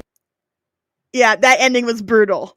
Horrible, brutal, however you want to say it. No, don't apologize. It's okay. I just, yeah, but we have another, we could do another 3 hours on the movies that have been done in the last 25 years, but The request was for 70s, 80s, and 90s, so no worries. For the storm of the century. Look at this. Now, if neither of The emergency shelter setup can handle 300 for 3 days. Look at there, the mainland. Can't even see the reach no more. I feel you. At the heart of the storm is a source of evil that will change their lives forever. Born in sin. Come on in. My God. That's all right, Robbie. She's waiting for you in hell. Who are you? Give me what I want, and I'll go away. What's your name? Andre Lenoge. He was looking at him like a snake looking at a bird. What are you doing, sir? You mind telling me? You have something to do with that? Give me what I want, and I'll go away. Refuse me, and I assure you, I can punish. We couldn't kill him. I don't think he's human. What could he possibly want? He's the devil! Don't let him near me. What do you want, Lenoge? That's right. Come on, Ralphie. Never. I don't think we have a choice. Discuss it. Then choose. Yes, member only watch along stream is Sunday nights. I was gonna put up a promo or a reminder for it, so for all the members. I was gonna do that tomorrow. So yes, Sunday night will be streaming for members a watch along movie, and I'm gonna decide what movie, probably tonight, what I'm gonna watch. So yeah, probably Friday or Sunday at 7. And then next Tuesday we're doing Gobbledygook's Saturday morning 80s cartoons. On Tuesday night we're doing a live stream on 80s cartoons. And then next weekend is the Stoner stream 420. We'll do that Friday and Sunday. So that's what I got planned out for the next few days. And then I have a new video coming out, I would say probably tomorrow. Maybe Sunday. I'm in the final recording and editing stage of it. And it's called You Don't Know These TV Shows Unless You're Gen X. It's a good one. It's a good one, guys. I'm really excited about this one. So we got a lot of stuff going on in the next few days on my channel.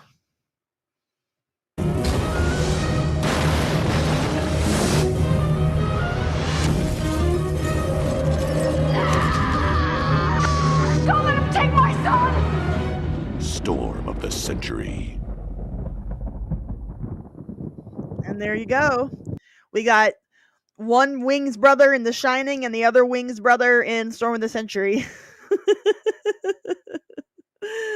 Oh, man. All right. So everybody knows what I'm streaming next. So if you're a member, be back here on Sunday night and we'll do a watch with me video. We're going to watch a movie together. Tuesday, we'll be back here for cartoons. Next Friday and Sunday, Stoner Weekend.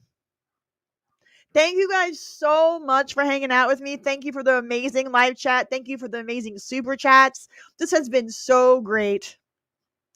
Everybody have an amazing weekend. Members, I will see you back here on Sunday. If you're not a member, you can just click the join button on my channel for $5 and you can join the watch alongs with me. All right? Okay, bye.